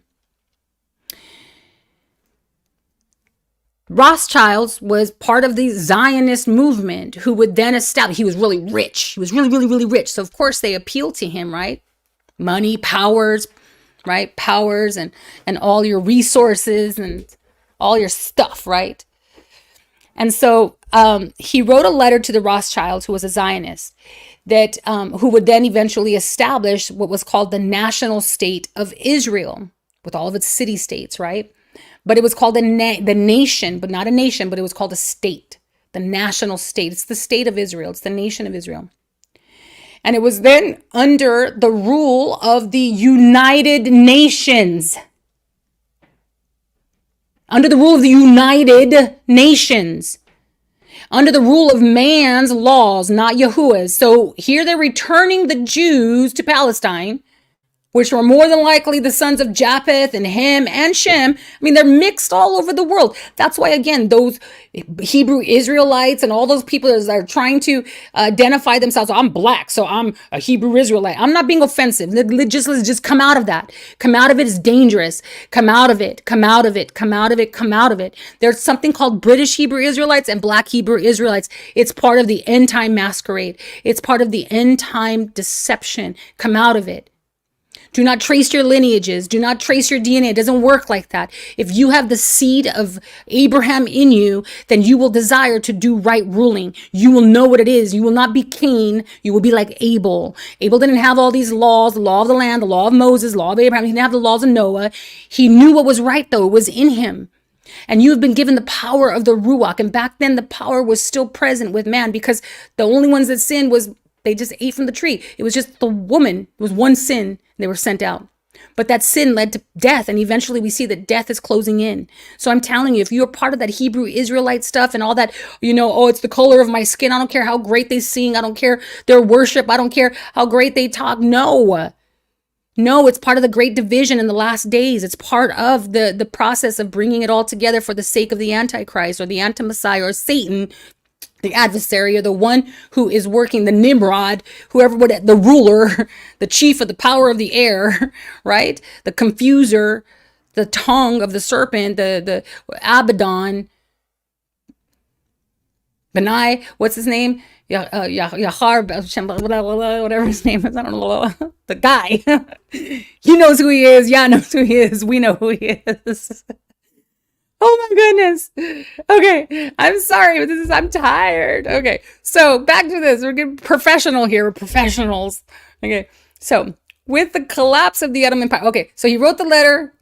Zionist Rothschild is super rich, right? Part of the banking kings, part of the bankers, the red shields. Rothschild means red shields, which means Edom, which means Esau, which means Herodians. We know all this already, right? So, but we're not dividing, because remember, he scattered their borders. He scattered their borders. So within their borders, they would create their own laws and their own languages and their own writings and their own codes and their own ways of doing things within their country, so that they would go to war with each other. Yah did it on purpose. Wars against wars and rumors of wars, which is why YHUH says, don't worry about it. When you hear of wars and rumors of wars, don't worry. It's not the end. That's not the end. When you hear about calamity and earthquakes and all these things, that's not the end. This is the end. This is the end, when they accomplish Satan's will. Watch this. I'm going to bring it all together. The dragon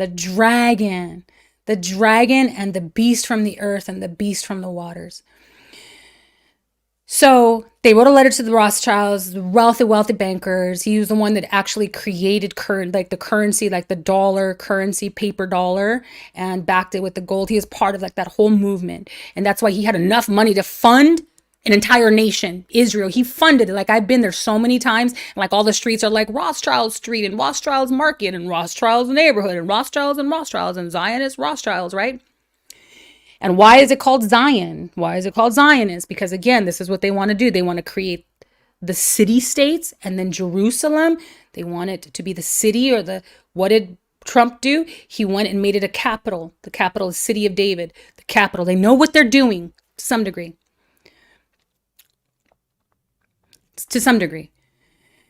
They know as much as Yah lets them know. Just like they think that we're fools, and they tell us that they think we need to know. Like, oh, let's share secrets with them. Let's disclose so-and-so's videotapes or the things on his computer. They do it they think that so that we can maintain the illusion of freedom in this world. So we can say, oh, we know we're exposing darkness. And yeah, all right. Keep them entertained. Are you not entertained? They're keeping the people entertained, right? It's just give them another one. Give them another. Let what's his name?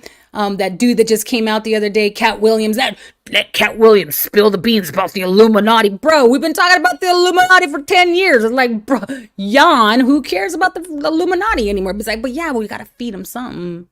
Gotta let them know, let them think. But yet, Cat Williams was a pimp, right? What a pimp is exposing the pimps. It doesn't work that way. It's Beelzebub casting out Beelzebub by the power of Beelzebub. It doesn't make any sense. So don't give into it. All this exposing the devil and all the things. No, how about we just keep revealing the truth? And as we reveal the truth, we see the nakedness of the devil. We see his nakedness. He got to see our nakedness. We're going to get to see his nakedness. All right, let's conclude. Stay focused, Jessica.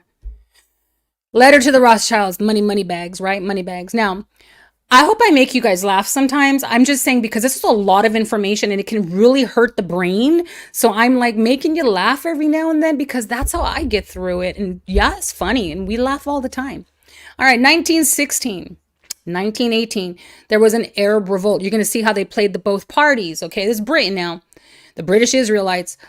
1916, 1980. And by the way, I know a particular person. I was going to mention his name, but I'm not because, I was like, self-control is the fruit of the spirit. But there are individuals out there that went to Wales, went to Britain, and they're actually trying to revive the British Israelite movement in Britain. And then you have on the other side, you have all these Hebrew Israelites that are saying, no, that's Esau and we're Jacob. And what? The borders were mixed. Like nobody's within their borders. Like we don't even know if the borders have been moved or not. Like stop it. Back to the word. 1916, 1918, there was an Arab revolt because Britain was they found this dude. His name was Bin Ali of Mecca, who claimed to be the descendant of Muhammad himself, thereby being authorized by Muhammad because of his lineage. He claimed, I am of the lineage of Muhammad. Therefore, I have the right. So if you give me power because of your resources and influence and how many people are listening to you and all the money you got and all the stuff, if you give me power and back me up, I will then rule over the Arab nations. It's called the Arab nations. And he was basically saying, and then I will become a vassal to you being my suzerain and you can work through me, right? Just like Edom, what was his name? Herod, right? He was a vassal king to Rome. And so the Arab, he was like, yeah, the Britain was like, yeah, that sounds good. Let's do it. We'll give you the resources. We'll give you the guns. We'll train you in war. We'll do all the things. Yeah, go give us the fertile cradle. Go give it to us. We need this region. Satan needs the waters and he needs the earth. Man. So they're like, yeah. So they went and they revolted. They helped the Britons win the war against the Ottoman government during World War I, which again was led by this dude in conjunction with the British support. Now, the main aim of the revolt was to again establish an independent Arab state with Hussein as king. Now let's go back to Zionism. So now they're working Zionism. We got this foreign secretary dude along with all these rich backers, and they're basically appealing to the Zionist Congress and Rothschilds, and they're basically saying, hey, we want you guys to be an independent state. But on the other side, they're saying to the Arabs, no, we want you guys to be an Arab nation. You guys are going to be a great nation, but but who's running it all? The Brits. So now there's this dude named Theodor Hertz. He was an Austrian Jew. And Theodor Hertz, he actually formed the Zionist organization and he promoted Jewish immigration to Palestine during that time. In an effort to form that Jewish state, he was the king of propaganda. He actually had a great audience and a way with words such that he wrote the pamphlet, Der Judenstaat. That's where he promoted the idea, but it wasn't enough. Although it was enough to actually influence all the fearful Polish Jews or the Austrian Jews, or shall we say Japheth, or the European Jews or the European people, even though it was, I don't know, semi-successful at getting the people to consider the idea that they would go back to a barren land. Only these little Palestinians lived. There was no land, no cultivation. There was no resources. And on top of it, they were going to be surrounded by the Arab nations, their brothers, who they kind of ripped off and had qualms with. Do you want us to go back? Knowing that we might get jumped by our brothers because like Esau and Jacob, Esau might hold an offense against us. No, we're good. We're going to stay right here. So guess what happens?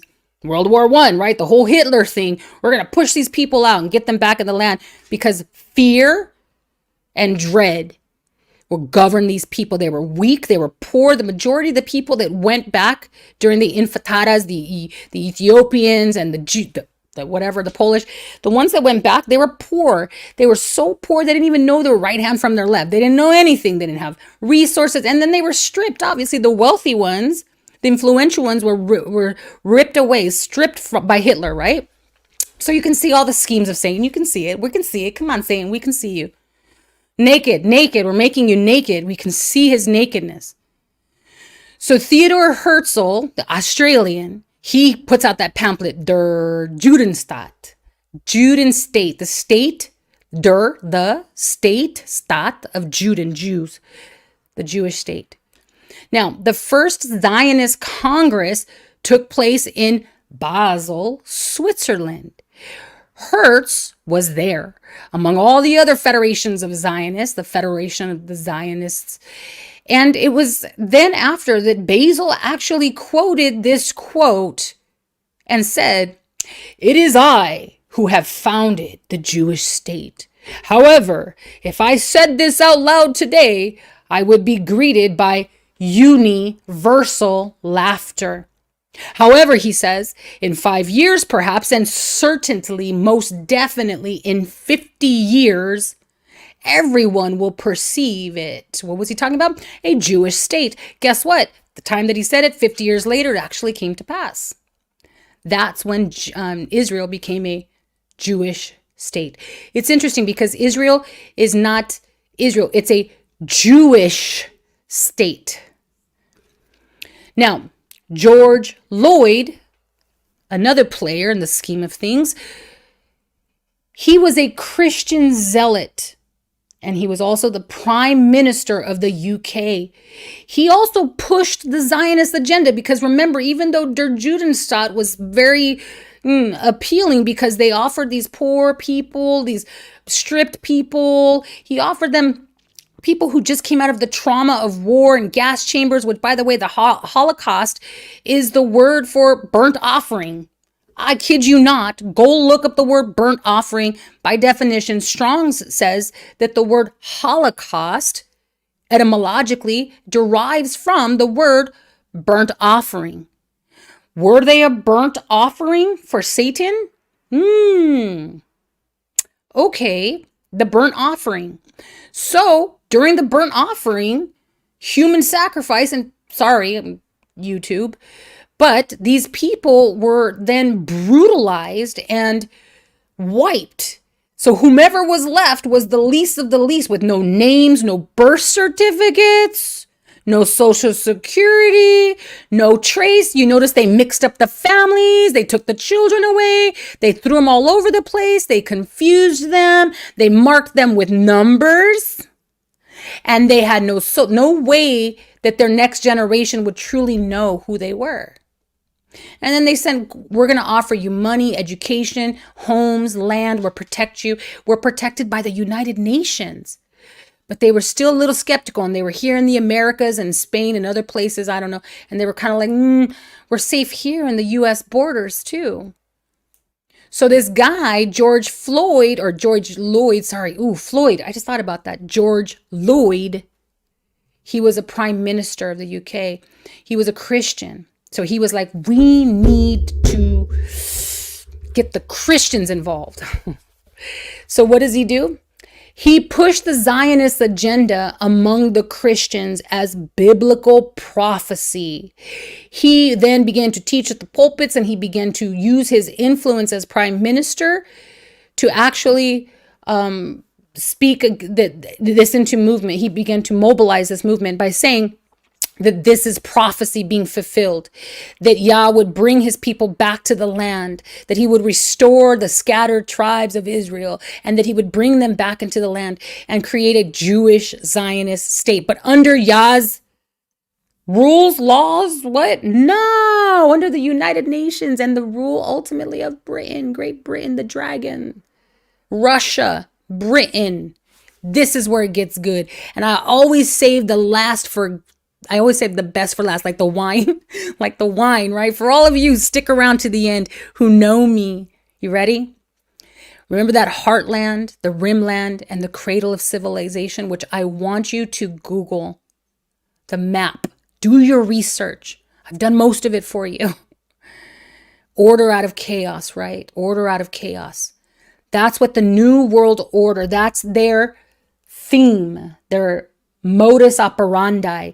They're telling you in plain sight what the scheme is. Only one thing Satan wants: to create order out of chaos. Because in the beginning, Yahuwah said, and the earth was tohu vabohu, it was invisible, and from nothing, the light made visible, revealed.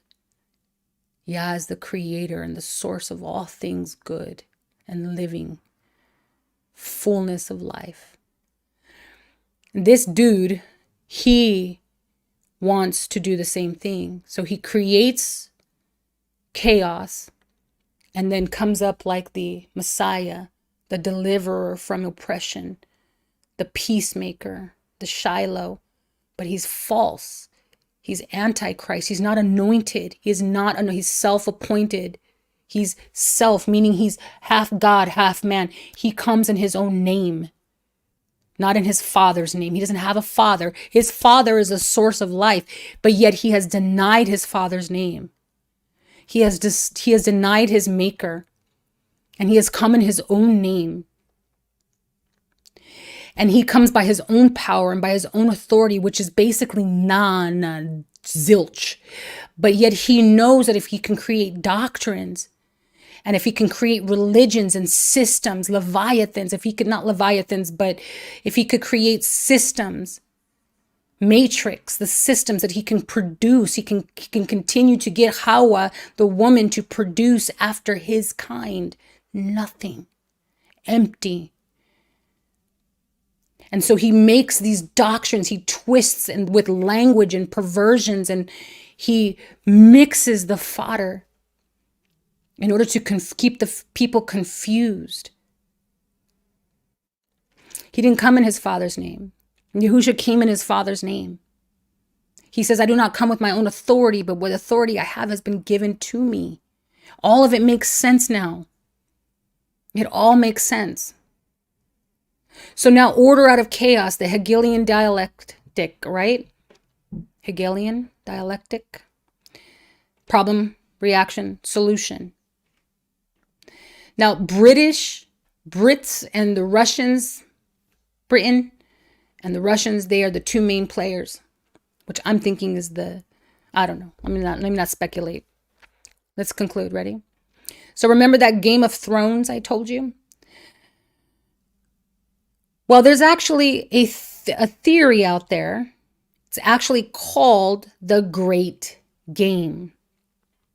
The Great Game was a rivalry between the 19th century British and Russian empires over influence in Central Asia, also known as the Heartland or the Rimland, also known as the Arc of Instability, where forever there have been wars and rumors of wars over this particular heartland or rimland or cradle of civilization, Mount Ararat and Babylon, and where the civilization began. Mount Ararat and the city-states, the great city, the whore. Now, the geopolitical paradigm of Halford Mackinder's, he's the one that coined the term heartland theory. Also, the geographical pivot of history. You can find it under those monikers or names or titles, the geographical pivot of history or the heartland theory. So remember in the beginning I told you that Sumeria and Mesopotamia, they would later be known as these regions or the region of the heartland or the rimland. So the heartland is the land. When you look at a map, you're going to see that all within like Iraq, Turkey, all of these regions where, again, the three sons migrated out with their children in Babylon. There's the heartland is the land portion, and the rimland is the water portion, the seas. So these are two different geopolitical individuals who study geopolitical laws and governments and all these things. And they both have theories. Mackinder's His is the heartland. So remember, the heartland is the land portion of the cradle, the rimland. The rimland is the land, the water, and the heartland is the middle. But it's all part of the cradle of civilization. So Mackinder's, his heartland theory basically states that the power that controls, and again, Central Asia, also known to him as the Great Pivot, would eventually emerge as the most powerful state in international politics. However, geopolitical theorist Nicholas John Spikeman says this regarding his theory on the geography of what he calls the geography of peace. In his book, says there, page 43, there has never really been a simple land power, sea power opposition. The historical alignment has always been in terms of some members of the rimland with Great Britain against some members of the rimland with Russia, or Great Britain and Russia together against a dominant rimland power. Page 27. The surrounding, that is the rimland, string of marginal and Mediterranean seas which separates the continent from the seas completes a circumferential maritime highway which links the whole area together in terms of sea power. So I say to you, what began in Babylon will end in Babylon. What Nimrod was striving to accomplish in Babylon, which was a one world order, one word, one legislator, one command, die, covenant of death, die, disobey God and die. That's Babylon. And its commerce is the souls of men. That, it began there and it will end there.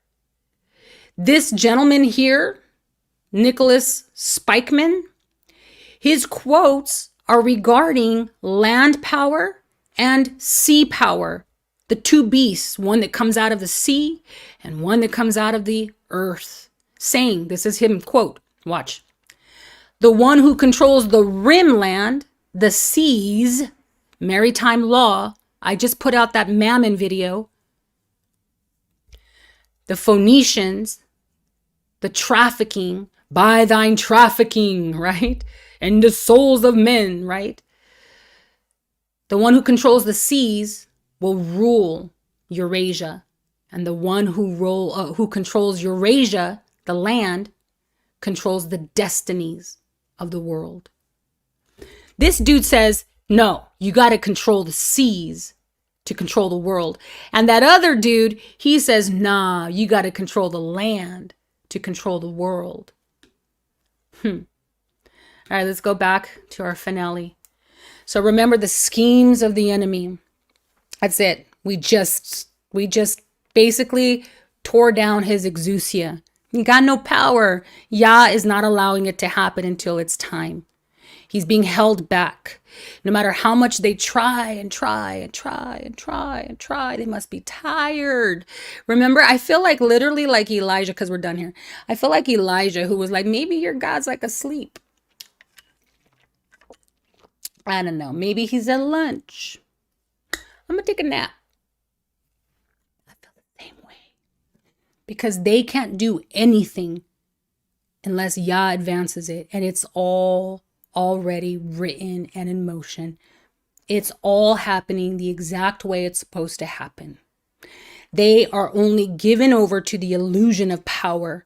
Witches and warlocks and demons and sorcerers. They're liars. They're empty, full of vanity. They have nothing. Remember this. Yahusha says that his sheep, they hear, they shema his voice. Shema, O Israel. Yahuah, our Elohim, is one. In the end, all who were scattered in Babylon when he divided their borders and he mixed their borders, all who were scattered abroad, and then he says he scattered them abroad. They were scattered from Babylon. All who were scattered except for whom? Listen, Yasharel. Yasharel was never scattered, never lost. Yasharel was sent out. They were sent out. She was sent out. We have been sent out, a seed sown among the wayside, sown among the many, so that there would be a light, a beacon of hope, to bring back the multitudes that were scattered by Satan. It says here, well, Yahuwah scattered them, but because of Satan. Now, in the end, all who were scattered abroad will be gathered. How do we know? In Genesis 10, watch this. You ready? And then we're done, and I'm tired. Genesis 10 says, all went out after their own families, tongues, countries, and nations. And in Revelation chapter 7, verse 9, before the judgment of the nations, before his vengeance, before it all, before the tribulation, part of the tribulation, praise Yah. It says, and the multitudes come back home, and they return too great to number. Every nation, every tribe, every people, every tongue. He knows every family, every tongue, every country, every nation. And you notice in the English, they mix it up. It's the same families, tribe, tongues, tongue, nations, people, countries, nation. It's the same, or nation and nation, country and people. It's the same. What went out will come back.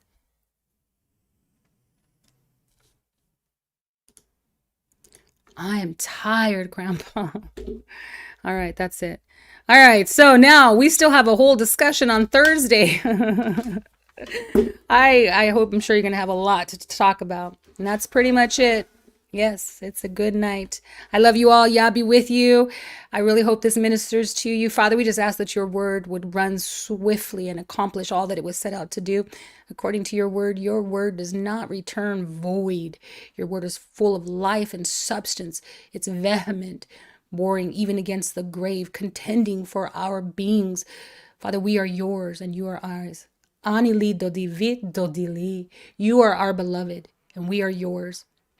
You are jealous for us, and you will deliver us, and you will bring us home, Father, and we shall rejoice and be glad in every day that you give to us to celebrate your name and to reveal your good works. We shall live and not die. In Yahushua's name, amen.